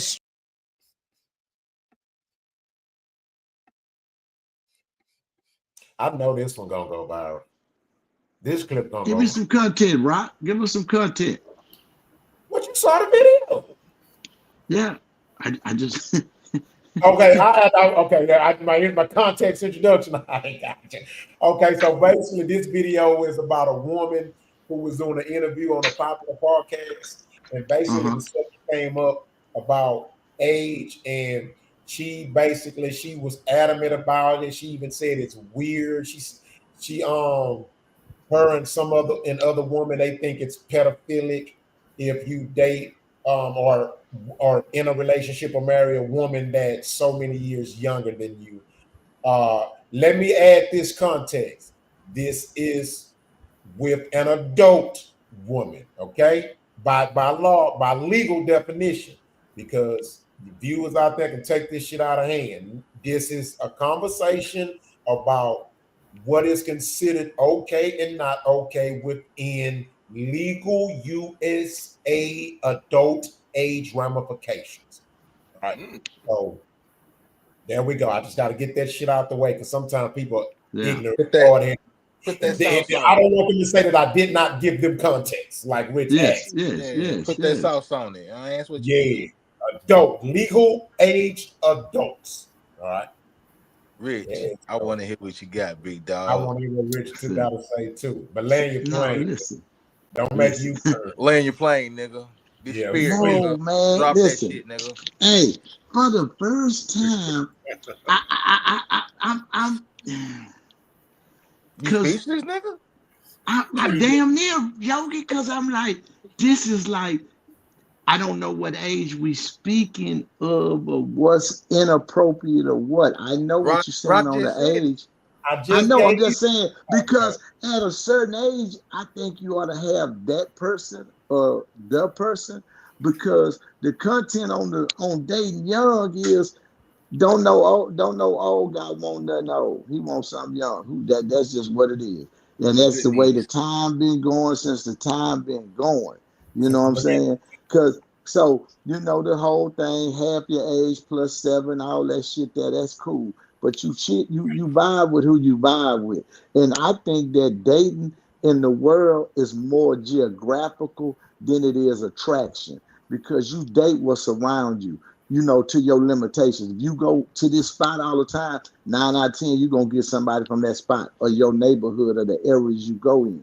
So it's rare, you know, that you link up with different things. So if you a hood dude that's doing wrong, you're going to get a lot of young girls because that's what they're attracted to.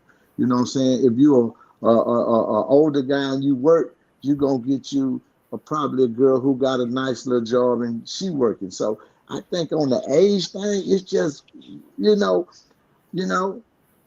it's just what you like. You know what I'm saying? You know, it's just how you are, where you at in a dating spectrum, you know, because it's hard to say what's good. You know, me, I think shit.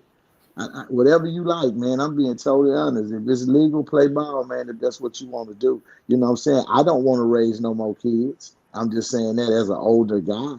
I wouldn't date young. You know, you would have to be mature and understand life and understand some other shit, you know. But when I was in my 30s, I wasn't going over 25. No. In my 30s, I wasn't, you know, you had to be there because that's what I wanted. I didn't want no responsibility.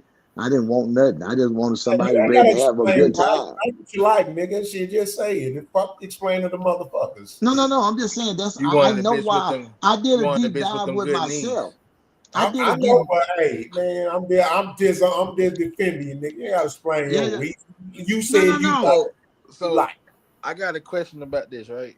I heard I ain't too much got no soliloquy on it. No, you know what I'm saying? We just gonna bounce off on this one, right? Okay. So my question is this, right? Is she speaking on that as far as the age or the mental maturity level of the female? It's the age. They don't care. Yeah, it's because I didn't met women my age that's childish as fuck. Yes. So why does that even matter? If you dealing like Rock said, bro, we all talking about the legal age limit here, right? If you think otherwise, fuck yourself, because we ain't even on that type of time. Now, my thing is this: if you meet somebody that's of age, and man, you come across younger female nowadays, they carry themselves more mature and more womanly than a grown ass woman who didn't been around that block. So what are we talking about here? You gonna man, if you link up with somebody, you vibe with that person, you just vibe with that person. It is what it is. Sometimes it ain't even about the age, it's a vibe. So I mean, I ain't really got too much to say on the situation. Like I said, I'm gonna just be bouncing off y'all on what y'all say, because I'm a very inquisitive nigga. I'm gonna start thinking quick. Yeah. So Quality, you want me to go or you go? It's up to you, baby. I'm just go for it. I'm gonna come after you. Okay, got you. There you go. I just wanted to give you that option, man. So here's my thoughts on it. Bitches like this is miserable. Can't get no play rock. Miserable. Absolutely miserable. See, this is what you call an old hoe hating on a young hoe. Oh. That's what it is. Because see, she's not young no more. Oh my See what I'm God. saying? See, she hate what she can't be no more. See, the young girl is her competition now. Because she ain't got no man yet. She ain't married yet. So what that's just how some people view their competition. They gotta hate on their competition. Right?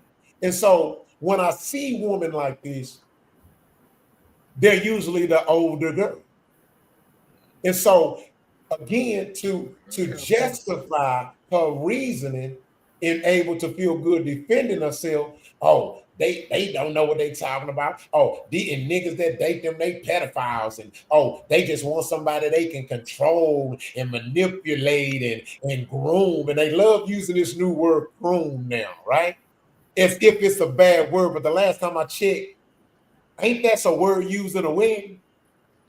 It ain't a bad word then. So, but now you want to make it a bad word. You know what I'm saying? And so that's a good point. Here's my thing. I'm gonna add to what Big Yogi said. This woman my age, childish as shit. Yes. And I met a woman younger than me, more mature than a woman my age. And the piggyback off what Rich said, it's about what you like. If you like what you like, you like what you like. If you vibe what you vibe with, you vibe with who you vibe with. Let me tell you something. When my dad's wife died, he got married almost 3 years later. Hear me out. I want you to paint this picture. My dad ended up remarrying. Of course, you know, I'm his son. I'm his only son. I'm the best man in the wedding, right? Y'all ready for this? Okay. I was older than his wife. Goddamn. Pops ain't bullshit. I like Pops. Look, I He was put that older. thing down. I was older than his wife. Check this out. His wife was arguably the baddest chick at the wedding. My dad had arguably the baddest chick at the wedding, bro. Good shit, Pops. Goddamn me. Pop ain't playing, man. Hold on, let me land, Rich. So, guess what? Take this picture with me. Guess who walked my dad's wife down the aisle? You. Oh. Her daddy? Yeah. He's the same age your daddy. They classmates. He's really in my dad's age range, if not younger. My dad was probably, but my dad ain't that old, so he was probably a little bit older than, but not by much. My point is this: if his children were okay with it, and her daddy was okay with it, and all her family was okay with it, her brother was okay, we had a goddamn bar. Watson was the DJ at the reception. We had a bar. Everybody had a bar.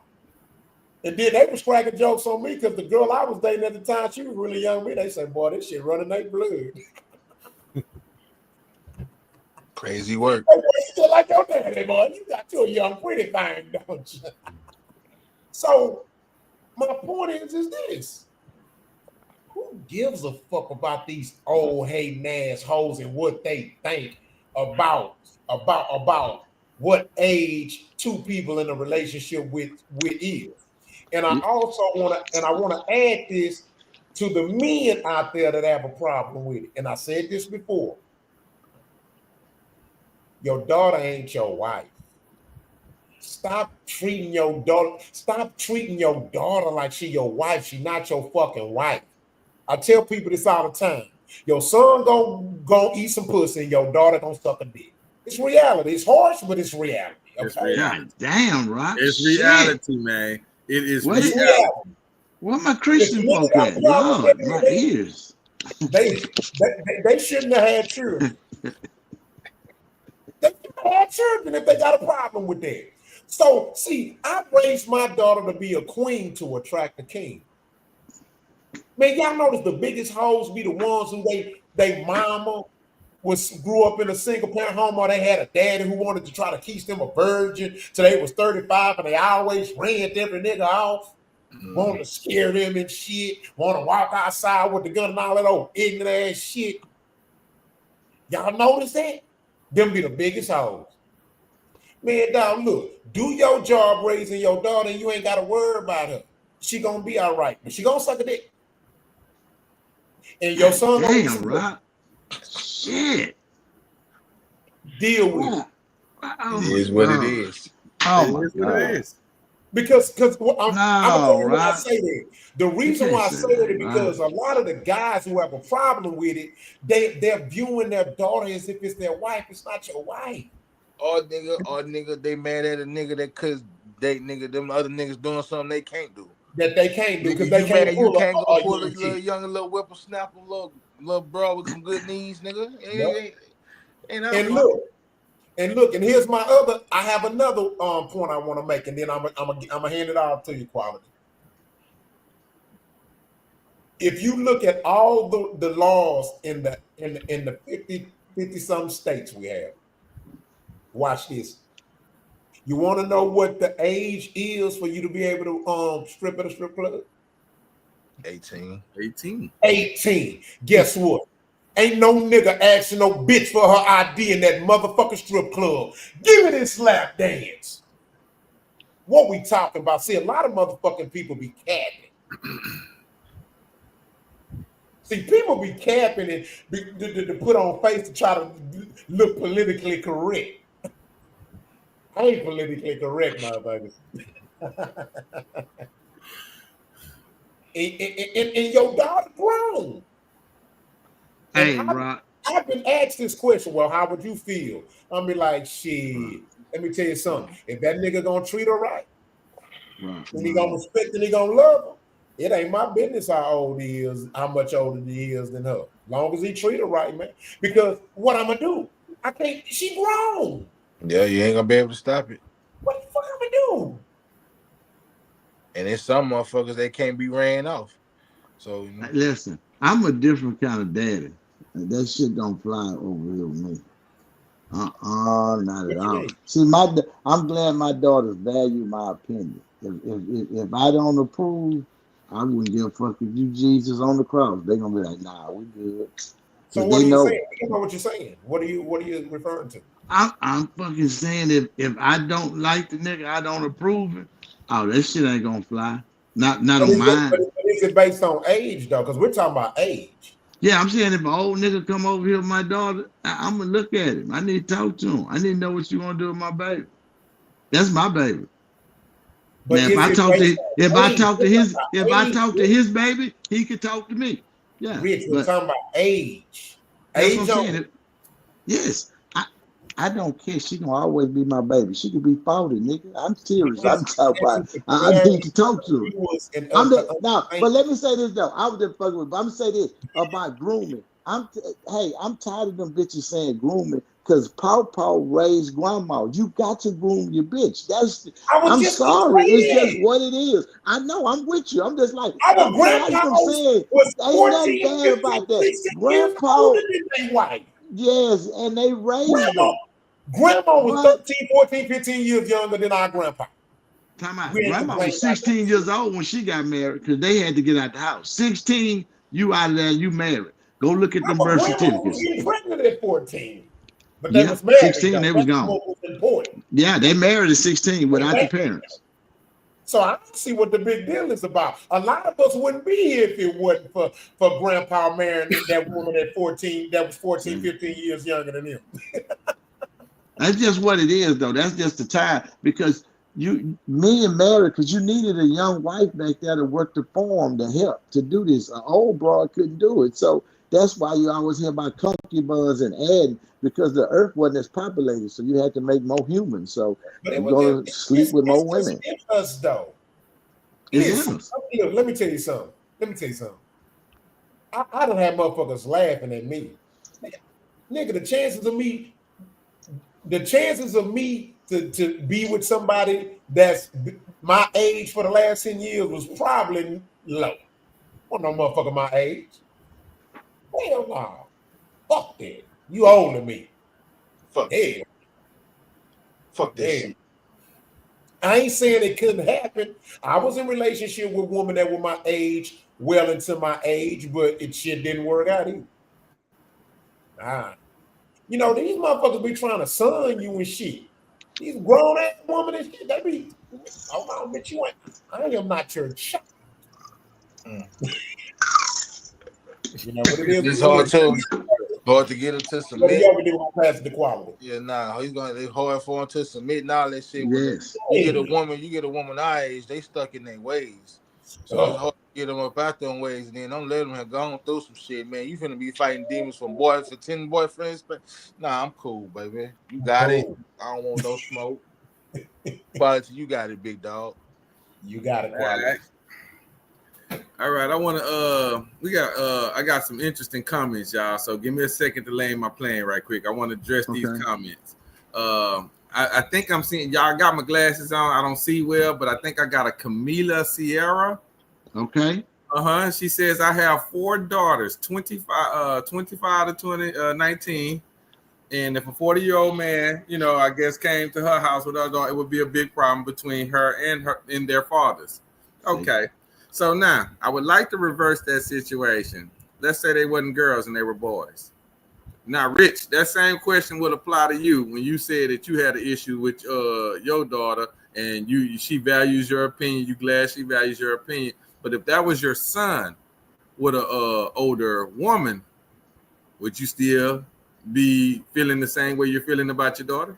Good question. As a man, hell no. But his mama would have a problem. Just imagine she his mama age. I'm talking to you right now, Rich. Oh no, I'm just saying no. As a man, I would not have a problem.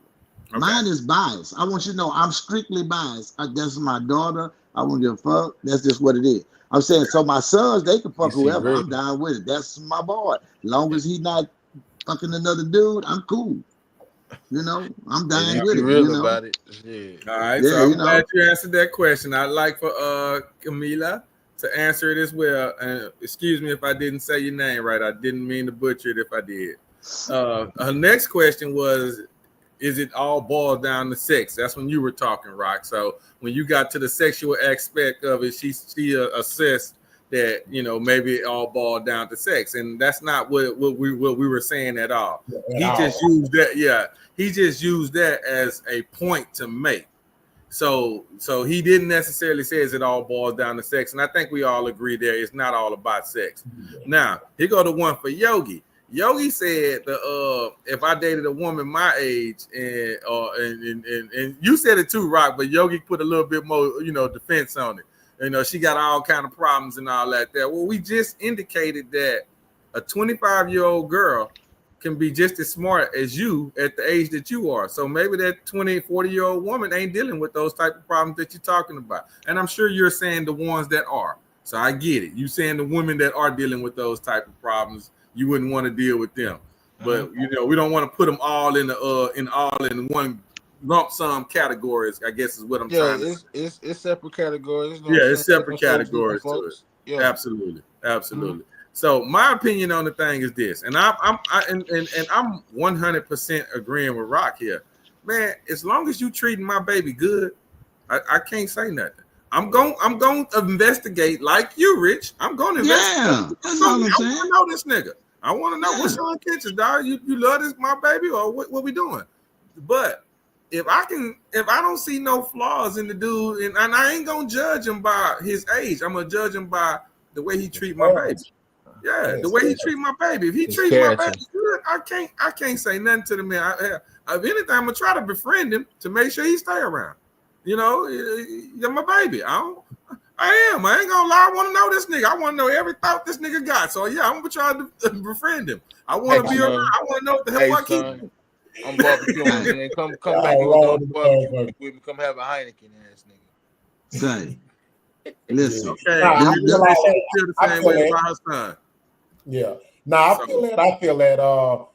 We all gave some good answers, man. But I guess my thing is It's like at the end of the day, you know, even with our influence, when they grown, they gonna do what the fuck they want to do. We did what the fuck we wanted to do. But you know, in our actuality, we had to do what we did, what we want to do. Like I say, I'm not gonna get play into this old bitches hating shit. I'm not gonna play this game with them. Old niggas hating too. That was the point you made too. Old niggas hating because they can't get it. Yeah. You know what I'm saying? Hey man, look, man, stick to what you can do. Don't worry about everybody else. What you can do. Because what we know, shit don't make me eat, my boy. Appreciate your comments. Thank you so much. We appreciate you. Shout out to At the end of the day, I just want to say one thing. At the end of the day, I just hope I taught my daughters well enough to make the right decision, so I don't have to worry about the dude she dating, because she know the quality of the father she have and how he is. So if she bring him around, I know she know what kind of dude he is, because I trust my daughter. I know she ain't gonna bring nobody around because she know me. So I understand that, and I respect. If she don't bring a guy around, I know he don't meet my criteria. But when she do bring one, I know she know what it is. I ain't got to coach that. I've been coaching all her life, so she know what time it is. I don't coach in the game. It's just time to play. So when you bring him, let's go. I'm done. Go. Damn, nigga, learn to land your plane. Shit. I don't. My plane. Listen, my plane land.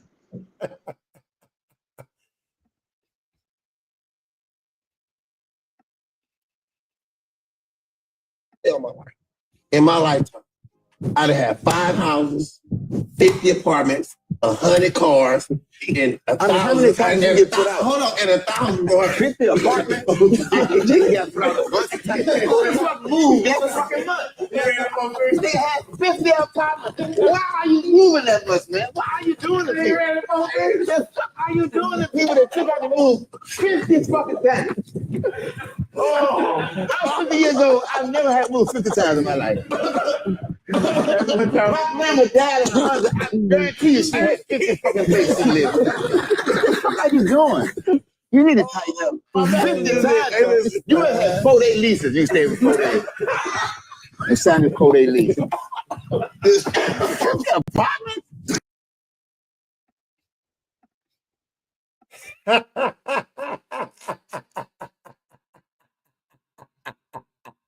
Hey, right. Hey, I mean, it ain't funny, but the shit funny. Now, I want to speak on this first. I'm gonna tell you what I love about this. Man, the dude who responded remind me so much of how I would have responded, bro. Because, man, ain't nothing worse than when a nigga thinking he talking some real G shit, but he really talking some stupid shit. Self-ass shit. I love how that's me. I would have responded the same, like, motherfucker, what the fuck, nigga? The fuck wrong with you, nigga? 50 apartments. Why you need all that bullshit? You thought that was a flex, nigga? You stupid motherfucker. You lying, nigga. That's what he said. He had 50 apartments. 50 apartments. 50 apartments. Nigga, you only got one ass. The fuck you need with 50? You heard that nigga say? He said, damn, nigga, what you had? 4-day leases, nigga? He went Scott ham on that nigga. And here's what was so fucked up about it. He tried to indulge and laugh with him, but he was really embarrassed. So he needed to play it off because he knew he fucked up. Oh, he knew he fucked up. Because he didn't expect nobody to call his ass out for that bullshit. He wasn't ready for it. He was laughing in the back of his mind, been like, boy, fuck you. Boy, these niggas is out here on some weird shit. 50 apartments. I wonder how much they cost a month. That's a lot of bread. Nigga, that's a lot of a lot of unnecessary bread. But you wasn't gonna spend a lawyer to go get your child in child support court. Boy, that's crazy. There you go. There you go. Right there. It's time to make business decisions. Get the fuck out of here. Look, niggas. Stop, man. Get your priorities lined up, man. Stop playing with Really, yourself, really. man. They need to start charging straight, these man. niggas for lying. They'll quit. If You they took have the to words start out my paying mouth, Rich. for their lies, they'll quit. Start charging their ass Man. for lying. They'll quit. I It's just a promise. bunch of fuckery, man. That's just the culture, man. Everything is they It's think bullshit fucked is a up. flex. Nah, nigga, a flex is nigga. Yo, man, I got this business right there. I just bought this whole strip mall and put, you know what I'm saying, 50 Yeah, apartments. that's a flex. Man, come on, bro. We gotta, bro, man. We gotta make lame shit lame again, bro. A lot of lame shit goes nowadays, man. The motherfuckers is cool with it, man. We gotta make lame shit lame again, bro. We need more niggas like him that called his ass out. We need more shit like that. Yeah. He called his ass out and went ham for like 2 minutes. Hey, and then he should have. Last week with the Joy That shit made no Badass shit. We need more niggas like that, man. Call these niggas out on their bullshit, man. Stop, man. Like Hey, remember Big Bougie? He did an interview, and this nigga gonna tell a dude he went to college and they offered him. He had an offer for a scholarship where they offered him $5 million to play in the band. This nigga say Big Bougie. You mean Big Boogie? Big liar. Hey, bro, I seen that shit, boy. Nigga, man, stop and guess lying, what? bitch. And the nigga blew up after that. They don't even give a fuck about that. In my days, your career would have been over.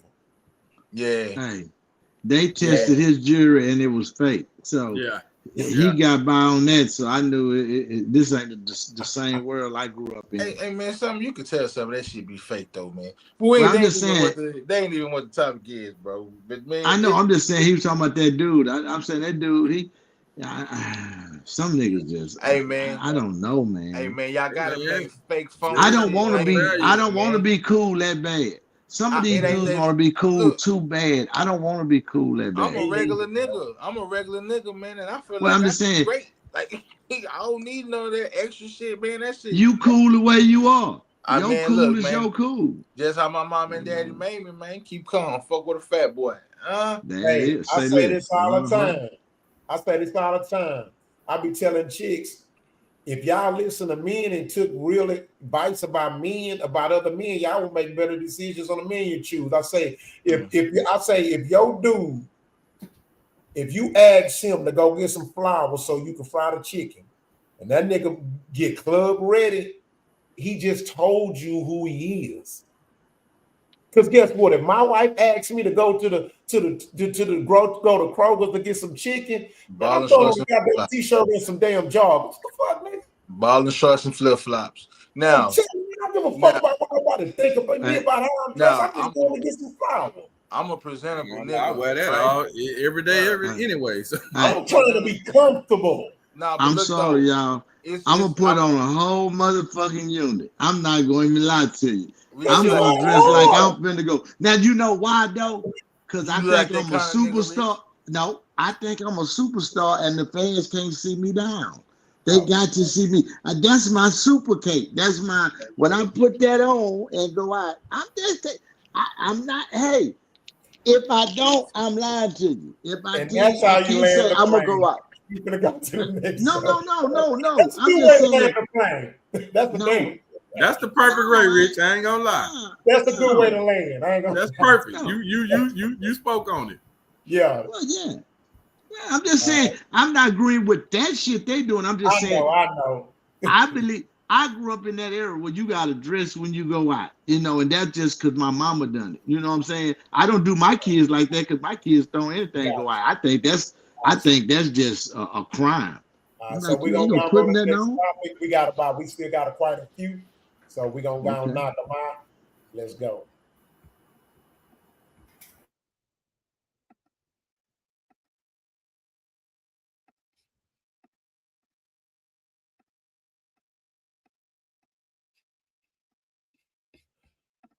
All right, so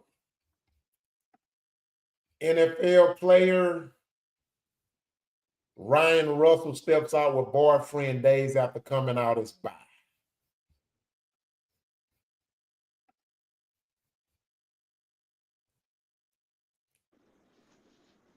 I don't have much to say on this, so let me just say one thing. we are witnessing could be possibly the completion of the destruction or the implementation of the black male. Because when it gets to the point to where you are pushing our strongest black men, the biggest and strongest black men, to where this becomes normal, it's pretty much the completion. And I'm done with it. Y'all ain't got to worry about me responding. Y'all gotta say y'all spiel. And when y'all done, we go on to the next topic because I ain't got too much else to say. I vacillate. You what? What that was? What'd you say? Vacillate. Ryan said that shit. That means I had nothing to say on this comment. I paid. I vacillate. All right, well, I'm gonna make mine quick then. Let me go and say this here. Oh my God. I do not like this. I don't like it. But the person, people have a choice to be what they want to be. I don't like it. But it's not my place to let them. They do what they want to do. They do what they want to do. So I guess the fascinate word, I guess that's appropriate in this particular situation.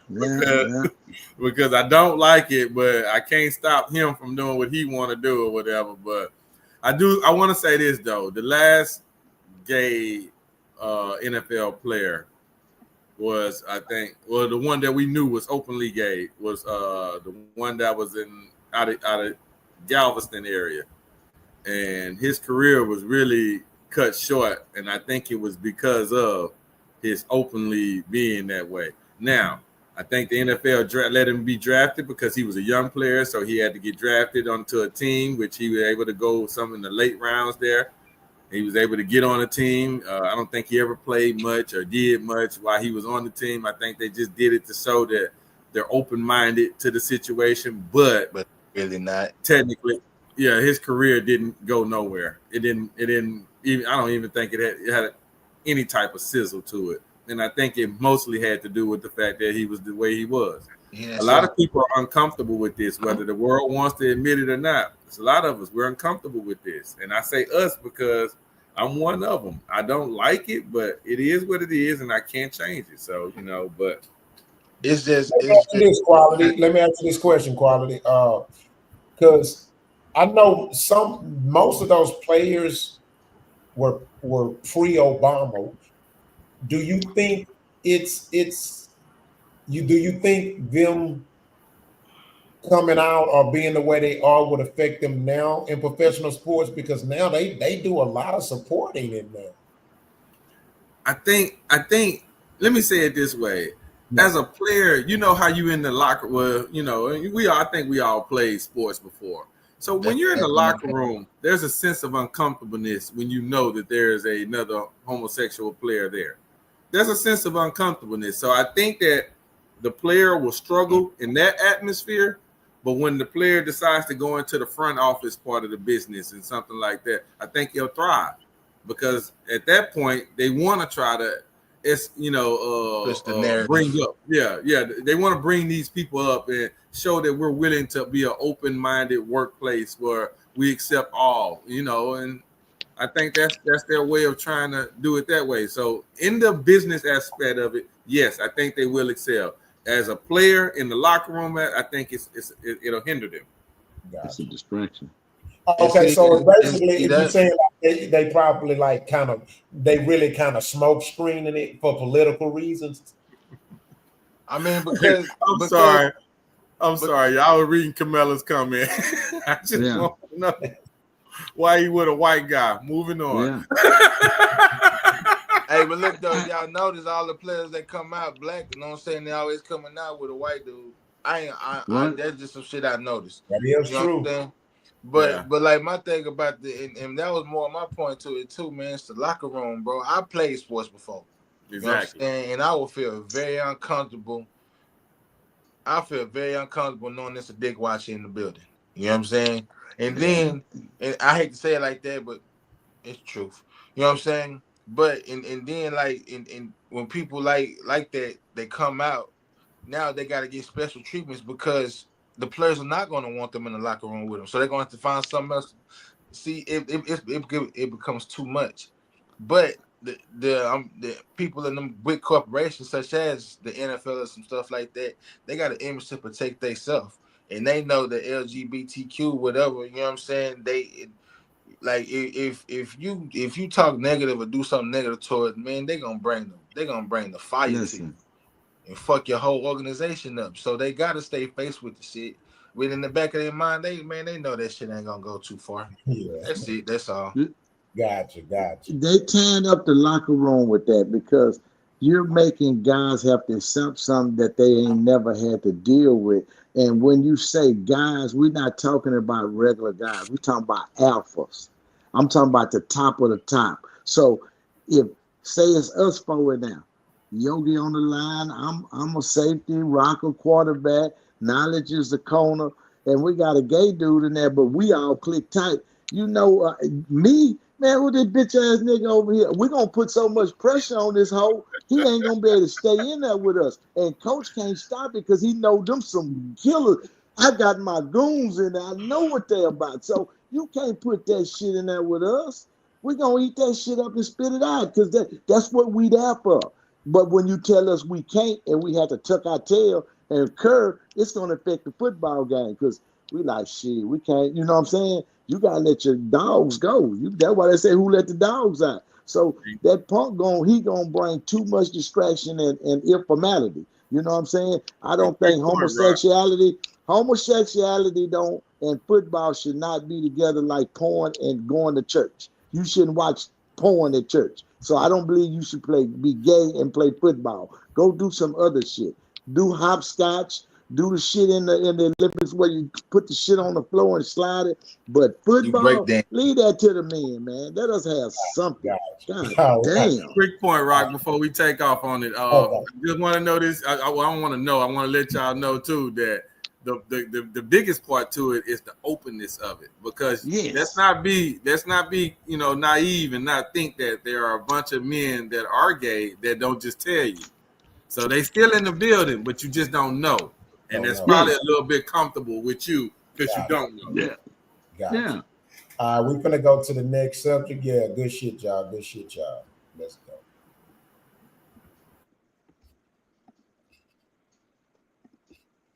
For that damn baby.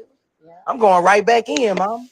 They say on this way to bring you up the past. Yeah, I'm gonna give you 3 more grandchildren. Oh no, you're not. Oh yes, I am. Oh no, I'm slanging this dick. I'm slanging it. Oh my God. I'm slanging it. I'm slanging this dick, Mom. Lord, put a stop to that.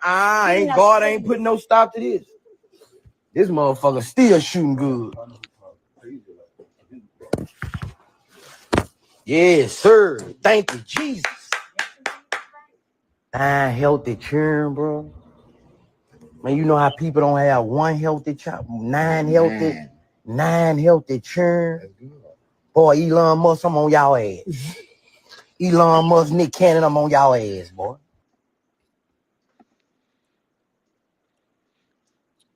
All right, I want to speak on this first. That nigga Boosie, boy. I want to speak on this first. You know,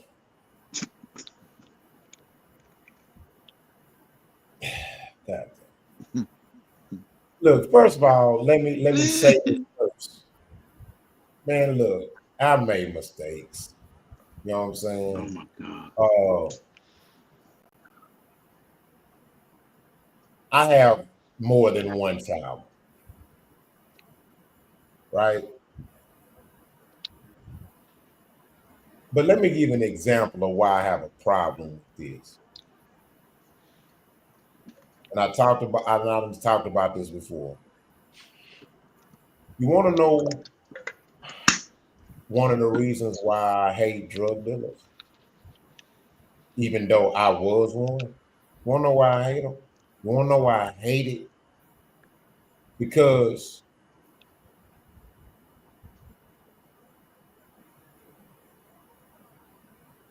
glorifying drug dealers is equivalent to glorifying Jim Jones for poisoning 600 or something.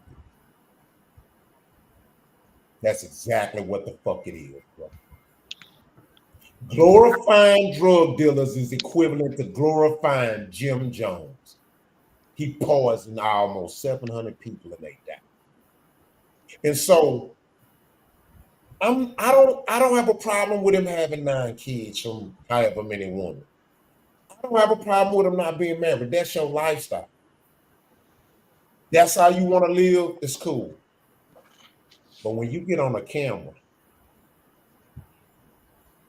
and you glorify that shit, that's my problem. Because you got impressionable youngsters looking at this who might not have a father in their life, but their mama might be keeping them from their father. Man, this shit ain't cool, kinfolk. This shit is like, this shit not cool, bro. And it's like, I'm really sick in the stomach that we live in a society where marriage is not important. It's a joke. Being a hoe and slanging your dick everywhere is it's almost like that's a goal to accomplish. You know what I'm saying? And selling drugs is almost like it's like a beautiful thing in the Black community. It's like we literally overlook the fact that we're poisoning our own people. You know what I'm saying? STD rates are high as fuck. And we got niggas on here glorifying shooting up the club with their dick. He bragging about Cam Newton. He got his 10th, 11th baby on the way and not married and ain't trying to be married. Look, I don't have a problem with nothing nobody do to a certain extent, but don't glorify it. You can't be out here glorifying it, man. But you got health issues. You got health issues. You about to die. You got a left heart AC ventricular problem. You might have a heart attack any fucking day, and you sitting there talking about making a 10th baby. Are you really fucking kidding me, nigga? You might not even be here to see the motherfucker. If that ain't the most irresponsible, childish shit I ever fucking seen, I'm done. Say, Rock. Fucked up. Rock. I understand your concept and your belief, but now, man. Don't say belief, because I don't believe in shit. I spoke what you just said, let me say that. If it was any motherfucker but Boosie, I might could lean that way, but I know 2 things in the world. No, Boosie love them kids and he take care of them. He not an insufficient father. I'm talking about he been in the. No, hold on. I'm not asking for you to rebuttal right now. I'm not asking for. I'm not trying to. I'm just saying what I'm saying. I'm saying that I don't feel that strongly against him having kids because I know he's taking care of them. And the guys that he named, those fathers too are financially able and take care of their kids. I don't believe you have to be married to be a great father. I'm just saying. Again, you're moving the goalposts. I'm not moving the goalposts. I haven't moved the goalposts. I'm talking about Boosie saying he always expressed he wanted 10, 11 kids. So he's doing it. He has the resource to do it. I don't have a complaint. Now, if he was just Joe Blow with no money and just fucking these girls, getting them pregnant and this, that, and other, that's hey, the problem man, in itself. Fuck that nigga. But the niggas he named, they could afford to do it. Nick Cannon, motherfucking this, that, and the other. You talking about my daughter fucking an older guy. She can fuck them rich niggas. I ain't got a problem with that because I know they're going to be taken care of. That's just me being me. But I'm saying, Boosie, if it was anybody else, and I know what you're saying, people watching him, but everybody know Boosie love the kids. He take care of his kids. He big on family. Now, the fucking problem is, y'all, is that he sit there and tell his mama that his motherfucking dick work. That's what I got a problem with. Yeah, this motherfucker still work, mama. I'm shooting up motherfucking club, mama. This dick, he'll get off. Now, that's what I got a problem with.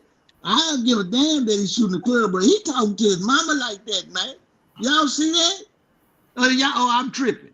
He was telling his mama and grandma that his dick get off. That motherfucker work. Huh? I thought that was her mama. Well, whoever mama, I think that was mighty disrespectful. I'm just saying. I'm just saying that's why I had a problem. I didn't have a problem with him, because I know he take care of his kid. But him saying that right there in front of that older lady, now that's disrespectful. That's sitting bad out to the youth. You don't cuss in front of old people or do that bullshit like that, man. You don't get that goddamn grown. So I don't care who you is. Right I don't care how much money you get. When your mama So Rich, that's what happens. So Rich, you that right, dude bro. right there. You're absolutely right there. Yeah. Say Rich, that dude right there that's cussing out there. I mean, that's talking to that woman like that there. You don't mind that dude making your daughter pregnant and making sure that she have bunches of kids by him just because of his money aspect? Nick Cannon, that's the money aspect. Nick Cannon, I don't mind. Not him. Not Boosie, nah. This nigga still. This So nigga it doesn't matter. It doesn't matter how that man treats your daughter. The only thing that matters is how much money that person got. No, it matter how he treat him. But I don't be too much worried how he gonna treat her, because I know how I'm gonna treat him. So I don't be worried about them. I never worry about them. They can make their move. You all right to do that. If you want to put your hands on it and do that, you're more than welcome. But don't stop me when I start, because I'm gonna start, and I'm dying for it. So that's why I don't be worried about what another person will do, because I know what I'm gonna do. So I don't even trip on that. So if they make a move, I know I'm gonna make my move. So I'm not confused about that. That's why when I say when you're a man, you know exactly what you will do and will not do. So that's how you move accordingly. And I'm just saying, Boosie, you're right. Hey, knowledge. I was really just bullshitting, but I don't. If money is nothing, don't matter to my. It care about me how my daughter feels. You crash out over the nigga. I'm just joking. I'm just bullshitting. But it don't matter. It don't matter what she do, because I'm gonna teach her to make the right decision, and that's her decision, and we'll deal with it. So you wouldn't teach her to not be the 8th baby mama, nigga? No, I said I taught her the skills that she needs to choose a man and do what she needs to do. So whatever she choose is what she choose. Now that ain't on me. That ain't my choice, and I have learned to live with that. I don't make choices for my children. You just co-sign these niggas impregnating 8, 9, I ain't co-sign none of that. Creating I didn't co-sign that. When you made the joke, Rich, when you made the joke, you did co-sign it. That's why we. I made a joke. Yeah, that was a joke. Yeah, so you made your joke, but we took the joke as you meant that. That's good. You got no. You playing, nigga. Nah, I'm just joking. Money. Listen, let me explain something. Money don't move me. Over here, shaking our fucking head like I think they're crazy. No, I'm tripping. I'm just joking. I choose people over money any day. I'm not a money guy like that. You know what I'm saying? I'm not. Money don't move me, because I believe. So the topic of this shit is the fact that he making all these kids and he ain't marrying nobody that he's making the kids. Yeah, now that's the point. Don't be sit on this show and talk about how fucked up these women is. You don't think he discovered the same thing, and it's probably worse for him because of who he is. See, just like, and it goes back to what I said the quality. With the accountability is everybody's fair should deserve a one-off. Sometimes you gotta get burned by the fire. Like, okay, I ain't gonna keep playing with this damn fire. But when you keep running in it and putting your head over the fire, nah, nigga, it's your fault. Now that's why I stand with quality. Like, come on, bro. You keep making this mistake. You keep doing this over and over and over and over and over. Nah. Yeah, but like Rich said though, if we was talking about this with a bummy nigga, like with this, like the man gonna do what he do regardless. Like he said, our kids gonna do what they want to do. Grown ass man, he gonna do what he want to do, right? If he can take care of him, man, shit, do what you want to do, nigga. But that to me that don't make him okay. So let's hear Yogi with the same question. Let's say this your daughter, and he can take care of him. I didn't say nothing about him impregnating my child. Fuck no. But now that's what you got to look at. That's what I'm trying to hear right now. We gonna say this is your daughter, and you telling me just because this man can take care of that child, you cool with him doing that to your daughter? Saying that to your wife, your mother, your somebody? I wouldn't be. But that's the thing though. He ain't gonna fuck with my daughter because I'm rich. My daughter know to avoid shit like that. See? I think we got okay. Whoa, hold on, yo. Y'all getting out of hand with this. Hold on. Know what to do. Y'all forgetting what we agreed on. When they grown, they gonna do. You can only do so much when they fuck. And what happened to the? Which I don't agree with this. I'm gonna get with you on this, Rock, because I don't agree with this. But for you ones that's talking about my daughter gonna know what to do. What happened to the one mistake? Oh yeah, we don't have to hold her accountable for the one time that she make a dumb decision, right? But listen, so now all of a sudden now we not gonna allow her to have that one dumb decision because you two say that y'all raised y'all daughter so perfectly that she knows not to make that one mistake. No. It don't matter though. The thing I feel like you mentioned when we say that is, they're gonna make mistakes. They're human. You know what I'm saying? We just hoping that the teaching that we taught them up to the point can help them avoid that shit. Not saying that they are gonna avoid it. If it happens, it's inevitable. But what we saying is, man, hopefully we raise them up to that point to understand what to go for and what not to go for. And the terminology you just used right now, you said hopefully.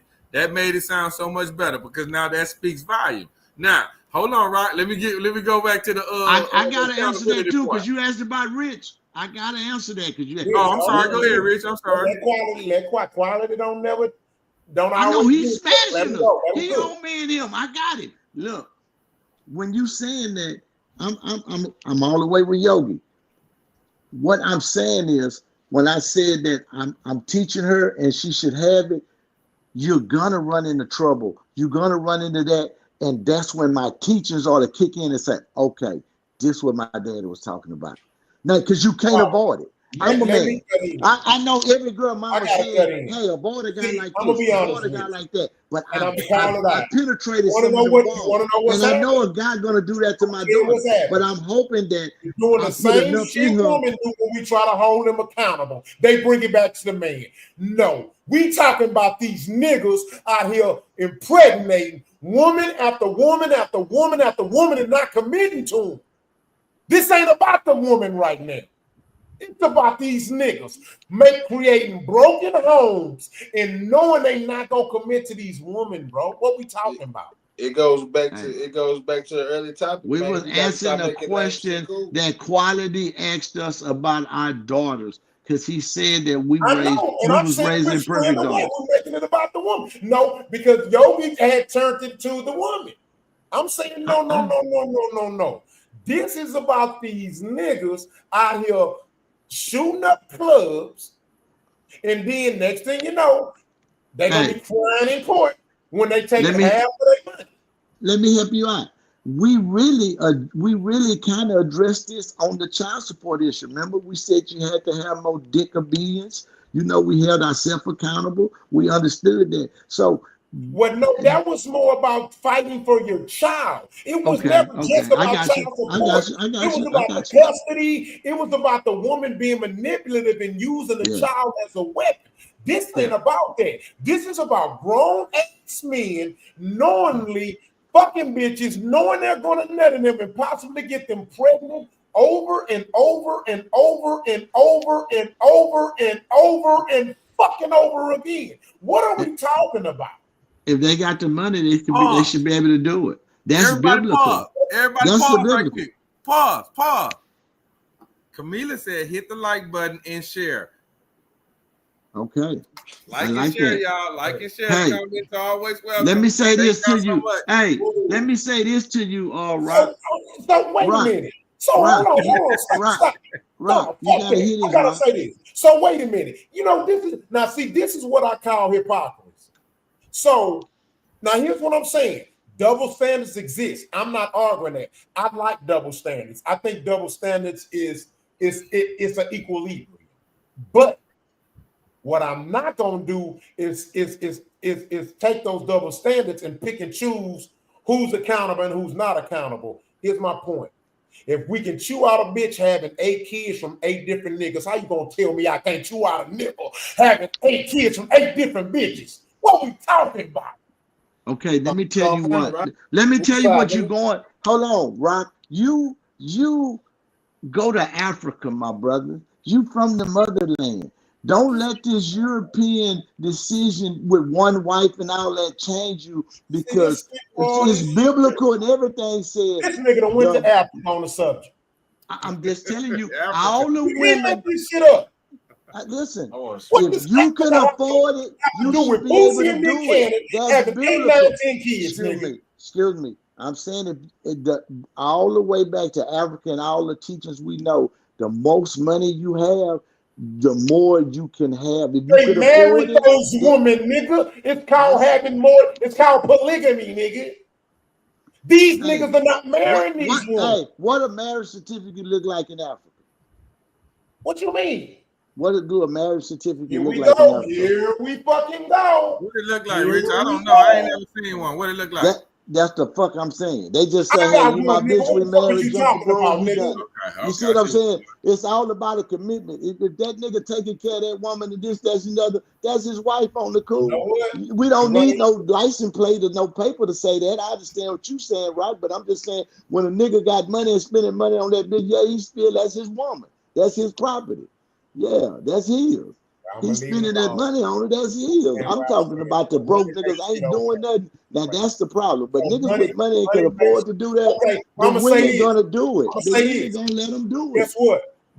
Money can't keep his dick from falling off when he catch something. Well, shit, if he fucking them type of hoes, hey, let it fall off. Hold on. And you talking about money? Money can half his shit can get to it. He ain't Jay-Z, nigga. His money ain't that long to be having all them kids. Listen, I'm not disagreeing with none of that point. I'm just saying but you're justifying something that really shouldn't be justifying, bro. No, I'm trying to justify it. I'm just saying it's at his right to say that and do that because he had the money for it. You know, I can't tell him he's wrong. We're not arguing what he can and can't do. We're not arguing what he should and shouldn't do. What I'm saying is, got a right to call his ass out on for his bullshit, and he's being negligent. Okay. Call that motherfucker out then, Rock. Goddamn. Call him out, Rock. Call him. Hey, fuck I didn't like you cussing cussing in front of his mama. I don't like that. Don't cuss in front of your mother, don't man. Make you real. That's like saying a fake nigga can be a fake nigga real because he got money. No, money don't make a nigga real because he got money. If he fake, he fake. So just because he can take care of those kids don't mean that makes him a responsible dad. No. He fucking up some shit. Nigga. If you know Boosie, he love them kids. What love got to do with it like Tina Turner? Yeah, I'm just saying. Them kids with him. Hey, that nigga kids in the back of the limo. Hey, that nigga kids ain't with their mama. All his kids with him, except one. All them kids with that nigga. Nigga Joe Love. All of them with one. I take that as a single black man to have all his kids and he built all them a house and have them all on the property together. Man, that nigga ought to be. I don't know what you have to do to a black man to get a thumb up. Hey, Rock, to his defense, though, I get what you saying. Like, nigga, chill out with all that bull. That's childish, right? I get what you saying, Rock. But what Rich has also said, too, is, man, the nigga got the means to take care of him. The shit he talking about, I be watching like he didn't build houses and shit on his property. Like the kids are taken care of, bro. Yeah. But I get what you're saying, too. That's why I said anybody else, I'd be like, yeah, but that nigga, he built his foundation on family and his kids, and he's doing it. He bought 100 or some acres and put his whole family, not just his kids. I'm talking about grandmas, aunties, nanas. He moving everything. I said, man, that's a black man. I like that. I like him. He ignorant as hell, but I like him. Hey, go ahead, nigga. Go ahead. We don't know. I'm gonna tell you what this nigga Rich do. He'll be riding around the car crying. He go right back in the air. He grew in that era. You think this nigga finna land and he go right back in the air? I can't lie, Rich. You got you on that one. I don't trip on that. Listen. I keep telling you, my plane don't never land. My plane is in the air. I'm like Air Force One. They feel me in the air. That ignore all the traffic controllers. What? I run stop sign, red lights, everything. I don't obey nothing. That's what I'm telling you. I don't obey no rules. I live by my own rules. I'm sorry. I'm in the home. Your license revoked, motherfucker. I'm quiet. You cut the camera off on me last week. I owe you this. I'm just being light right now. You ain't got by with that bullshit. You ain't got by with that bullshit. I just want you to know. Y'all don't understand. I am him. I knew that shit was coming up. I knew that was coming. Shit now. Y'all know that I didn't sleep right. That didn't resonate on my spirit. That's what I gotta take to make your ass I'm good. get better. We ain't here for you for about a week, so we knew it. We knew something wasn't right. I got it. I got it. Look, we gonna agree and disagree on one of these points, you know what I'm saying? But I'm gonna say this. This is a part of the problem with the black community. Let me listen. The most African proverb: love is family, family is business. The minute you stop treating your family like a business is the day the business fails. Here's the thing: the most wealthiest people are the most married people. This is a fucking fact. The most wealthiest race of people are the most married people, which means that family structure is how you build wealth. And guess what? This is a part of the problem. We got to start promoting marriage, healthy families, bro. And glorifying, not saying y'all are, glorifying this shit, bro. It got to stop. Glorifying drug dealers, it got to stop. This shit got to stop. We got to start bringing shame back, bro. Can I ask you a question, Ron? No, Rich, we're done with the topic. No, we're done. We're done. I'm asking you a question. I ain't seen no drug dealers in a minute. I'm just asking when the drug dealers. They everywhere. They selling different drugs now. Okay. All right, so we're gonna go to this next subject to be the last one. Meet you, my shop. No. All right, so y'all can unmute now. All right, former NFL quarterback Teddy Bridgewater suspended as a high school coach in Miami for using his own money on rides and meals to help players in need. So, with that being said, guys, what's y'all thoughts on this? Man, that's that bullshit. Man, they wrong with motherfucker. Man, that's that bullshit. Man, bro, if I'm not mistaken, I know last year he won a championship. I don't know about the year before last, bro, but like, man, bro, he's not asking your school district for nothing. He's doing it out of his own fucking pocket. What's the problem? It's a black man that's successful, and they want to find a way to snatch the rug from under their main feet. I'm done. Hey, man, they did wrong. That man spent $200,000 on them kids, man, over the years, man. And they tripping like that. He ain't asked for that. Man, that's leadership, man. They ain't doing. Let's get it done. You know what I'm saying? I'm sure Deion them inspired him when he went to Jackson, but Teddy Bridgewater, man, that man just called himself helping the kids, man. It's cold when you can't help your own kind. That's cold. They tell you, hey, we'll give it to you, but you can't help nobody. That's a perfect example of that. And then what he doing, bro? I'm sorry, I know I said I was done. Fuck that. What he's doing is he's helping them young men out. You know what him helping them young men and showing that he gives a fuck is doing for him towards his players. Them players are gonna run through a brick wall for that man. What? They are going to run through a brick wall for this man because my coach made sure I was fed. God damn it, come buy me a meal, nigga. I'm hungry. But anyway, that's shit. That's weak, man.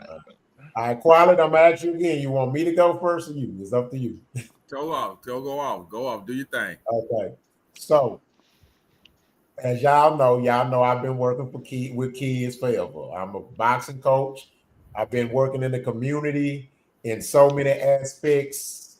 I mean, I can't name it. Just community service, counseling kids, working with kids, helping kids, the Big Brother program, the DAO program. This is what I do, community service. So, as a former co-owner of a boxing gym and MMA gym, here's the thing, man. I totally agree with y'all's sentiments from a personal standpoint on this.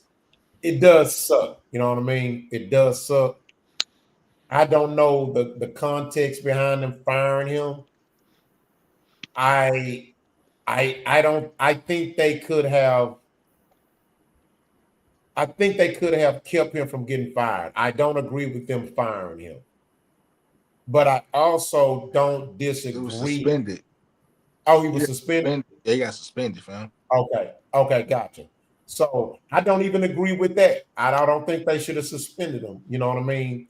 I would have been okay if they would have had a meeting with him and maybe have explained to him how it works. So here's where I have to admit he made a mistake here.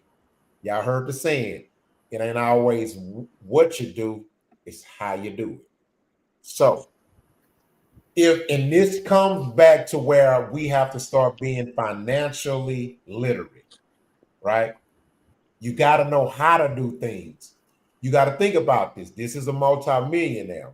So it's a little different from us taking a couple of $100 out of our pocket to feed them, or taking $1,000 or $2,000 maybe to rent some little van from Avis. This man, when he was breaking bread for them kids, he was breaking real freaking bread, right? We talk about tens of thousands up to hundreds of thousands, right? He doing it big for him. Hey, I'm Bridgewater, nigga. I'm a millionaire. Yeah, my retirement check is $60,000 a month, right? You know, verbatim, just guessing. So I think that he's gonna do it the right way next time. What he should have did was, one of the ways he could have did was go to the financial aid office at the school and say, hey, God with his lawyer, he got enough money to get, you know, when you got that money, you keep your lawyer on retainer. I ain't even no rich dude, and I got lawyers on retainer. I can always call and ask for advice on any little thing. What he should have did was cut a check and make a donation to the school. But what he should have did was go to the school and say, hey, I want to do this for the kids. I know it's not in your budget, so I want to help. So the legal way to do it and get away with it and not get hit from the government and get in trouble or the state is, I'm going to donate this money to y'all, and then y'all by right can fund what it is I want to get done for the kids, and it wouldn't have been no problem. It wouldn't even been no big deal. So he should have just done it the right way. There's more to that story, though. You know, it's more to that story, right? Quality got a new phase. Yeah, we gotta let quality go. Yeah. Hey, was it a high school or a college? Yeah, it's high school. But even still, you got to go by the rules. It's business. School education system is still a business. Well, I see it the same way you see it too, Rock, to be really honest with you. And the reason why is because you got to think about the other schools. They don't have that opportunity and that advantage. So it's really placing the reason why it was frowned upon is because it really gave that school a really big advantage to be more successful. And that's what you would be considered cheating. It would be considered cheating. But you got to understand the reason why. But now, I do agree. I do not believe the suspension was warranted. I do not believe being fired was warranted. I do believe that he had every intention to do the right thing by doing what he was doing. He didn't mean no harm. And had he looked at the situation right now, he would have taken Rock's advice and did it a different way. And I agree. That is the way you do it. Make a donation to the school. Yeah. And you got to add to this too. You got to deal with, we got, it's laws and stuff in place and rules in place to protect people from, you got to remember paying players and unfairness. Anytime your money coming to play with sports, you got to be fucking careful, bro. Yeah, you got to do it the right way for sure. Once you look at it, you got to understand too, somebody got fired and somebody new came. That's who brought the red flag up. You understand? Because I think the principal that was there got fired too. That's who got fired. He got suspended. It was the But I'm schools saying, in that district. They was hating, just like you talked and they about. started saying he was buying stuff. But it was cool for a minute though. They were saying it was cool, but it was something. I mean, I'm gonna go back and read over that because Them Bridgewater, like you said, he schools, should be in there. the And schools in that district. Rock, I and feel I'm like gonna the get on schools your in ass. that district. Like I'm Yogi on Rock said, ass. the other Fuck that. Yogi I'm said finna get it on right. Rock, y'all. Fuck that. I'm on Rock right now. You know what? I What you just mean? thought about this shit. I'm getting on you. You got to be a menace right now. You sat there and we watched Teddy Bridgewater, a black man, spend his money, and you gonna sit here and admonish him, say he wrong, but in I the didn't say he same was thing, wrong. Y'all did not say he was wrong. hold on. This man trying to help the youth and father them and get them. He's trying to help, and you sat there and admonished him in the same thing. But then Boosie over here saying somebody's goddamn dick, he gonna fuck 100 holes, and you want to do this here. But I'm talking about you should be big up in this dude. You should be big up in the dude. You gonna admonish him. He didn't. But Rock. Let me do it. Rich, he didn't. Rich, he didn't do that. Rich, he didn't do that. He agreed. He say what he should have done. No. But he right though. Because he right. He's saying that because of the consideration that they would consider it to be cheating. Rich, see, he's cheating by allowing those children to have that unfair advantage. Which in what fair advantage? A real locker room. A real unfair advantage is that they are able to have what other kids can't have. That's unfair. We're all playing the same sport, but you're telling me that you can have better shoes, better pads, better helmets, how about if our gym was messed up? How about our gym messed up? Like how Jackson State, y'all saw Dion had to redo the stadium. How you know that what was going on? How many schools in that district, bro, got a Teddy Bridgewater as a fucking coach? Oh, they probably don't. They probably don't. Exactly. That's the I point. understand that. That's the point that Rocky's saying. Can I say to this? make it? Go ahead. I understand. Listen, I understand what y'all saying. What he should have, this, that, and the other. Well, why you lying on me then? This you're not listening. Why can't we not say? Fuck you talking about? I'm gonna get back to the line on you because I ain't lying on you. What I'm saying is, let's not bring up the point that we see as obvious about a black man who took out of his pocket and was trying to help them. Because I don't think nobody on the panel think he was trying to cheat. I just think he was coming to a situation he saw that was fucked up every day, and he had it, and he like, I can't keep lying to these kids. I'm gonna make it better. And I think, and y'all right, you right, it gave advantage and all that. I'm just saying, at the end of the day, big him up because for his effort and not just destroy him because he made a mistake. Because I think he wanted a black man that stepped up and didn't talk about it and do it. So we shouldn't point out what he didn't do. We should point out that he did do it. Ain't nobody sitting on Teddy Bridgewater for what he did. There he is. Rocky is sitting ain't on nobody Teddy Bridgewater. Listen, Rich. I'm telling you. Hey, people out there tell that he is. This is a personal thing that's carrying on from last week. Yes, he is. Let him get it off his chest. Let him get it off his chest. No, let him keep it. Let him keep that, man. Look at it. Yeah. You cut the mic off on me last week. Don't worry about it. I told you this from last week, you cut the mic off on me. Yeah. I have no problem with letting the man embarrass himself. Go ahead. I'm cool. I'm just saying we shouldn't say the bad part. We know he should have did it the other way, but he did something. I know he did. They suspended him. He did wrong because y'all like that. But the point y'all made was very valid. Like they had a point, which it is a point. He wasn't fired, y'all. He was suspended. Yeah, he was suspended. He was not fired. And he gonna come back and do the same thing again. Okay. But Rock was just telling him the bro, you being a black man and doing that kind of shit. You're right, Rock. No, hold on. You're not wrong, Rock. You telling him right. Well, why we gotta tell him? Let's act like he did it right. I mean, he gotta know it so he won't fuck up again.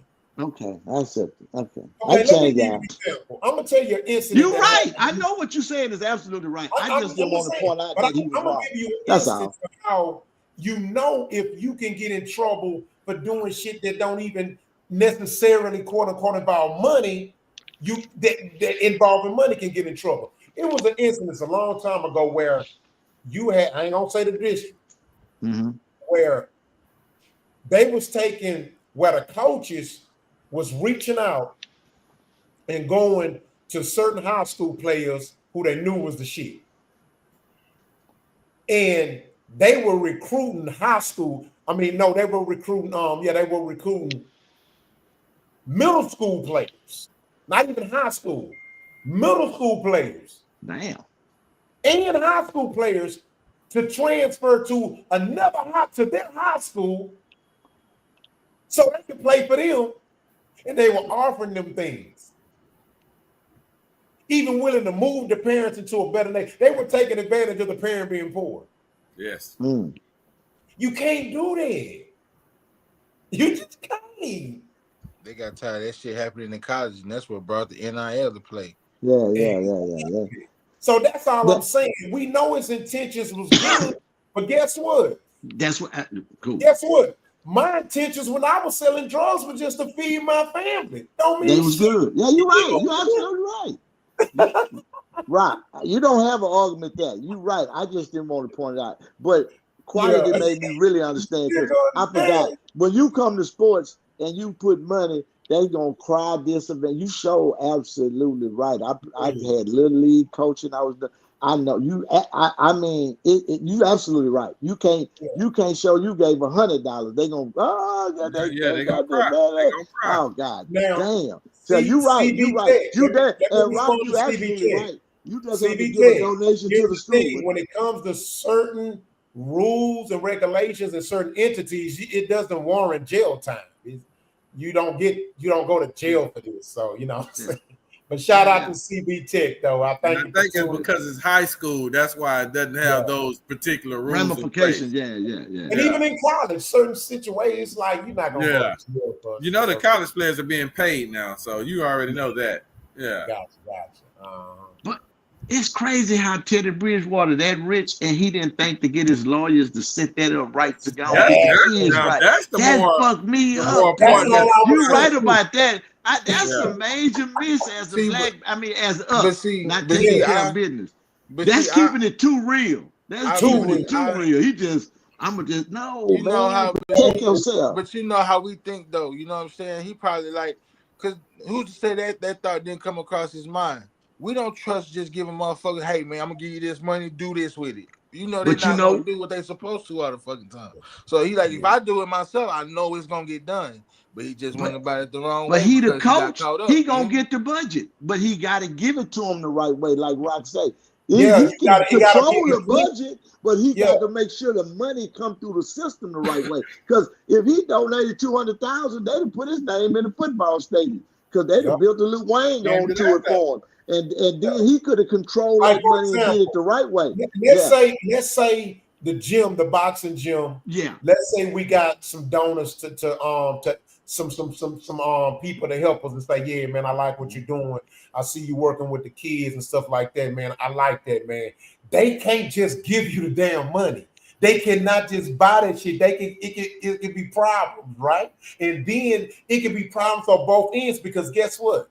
We got to report this shit to the state. We're a nonprofit business. Yeah. If they steals with this shit, they gonna be like, hey, what the fuck, nigga? How you get this $50,000 vehicle? Wait a minute, what's going on with this? You still have to file taxes for a nonprofit organization. Yeah. You see what I'm saying? So how do we get somebody to help us? They write it, donate. Now, if you notice, we donate. You know what I'm saying? No, don't give. No, stop. Don't give shit. No, hell no.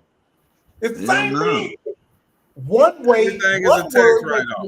Everything. Everything. One word makes it illegal. One word makes it legal. You know what I'm saying? Yeah. So that's all I'm saying. It can hurt both parties because you got to think about this. That school did that because they know, hey man, it's gonna hurt. We ain't gonna get funded from the state. We're gonna get suspended for 2 years of funding. Rock, it's been 3 goddamn hours. Shit, we was God damn. We ran through this shit tonight. I ain't gonna lie, we did good. Damn. We did good. Good shit. Yeah, like Camilla say, it's a process. Yes, it's a process. Hey, now sponsors out there, hey, y'all see how we rolling? We need sponsorship. Y'all come on in. Come on in. We talking donations. That is. So, we're gonna let you take us out, man. Go ahead. Big bro. Hey, well, all right then. You the part I just of the want to month, say baby. thank you to everybody that stayed here with us, listen, chimed in. We love the comments. We love everything. We hope that y'all like, subscribe, please. That helps us tremendously, y'all. We love bringing y'all this content, and we need y'all to like and subscribe so we can continue to do so. We can't thank you guys enough, and hey, bless all. And remember, Church.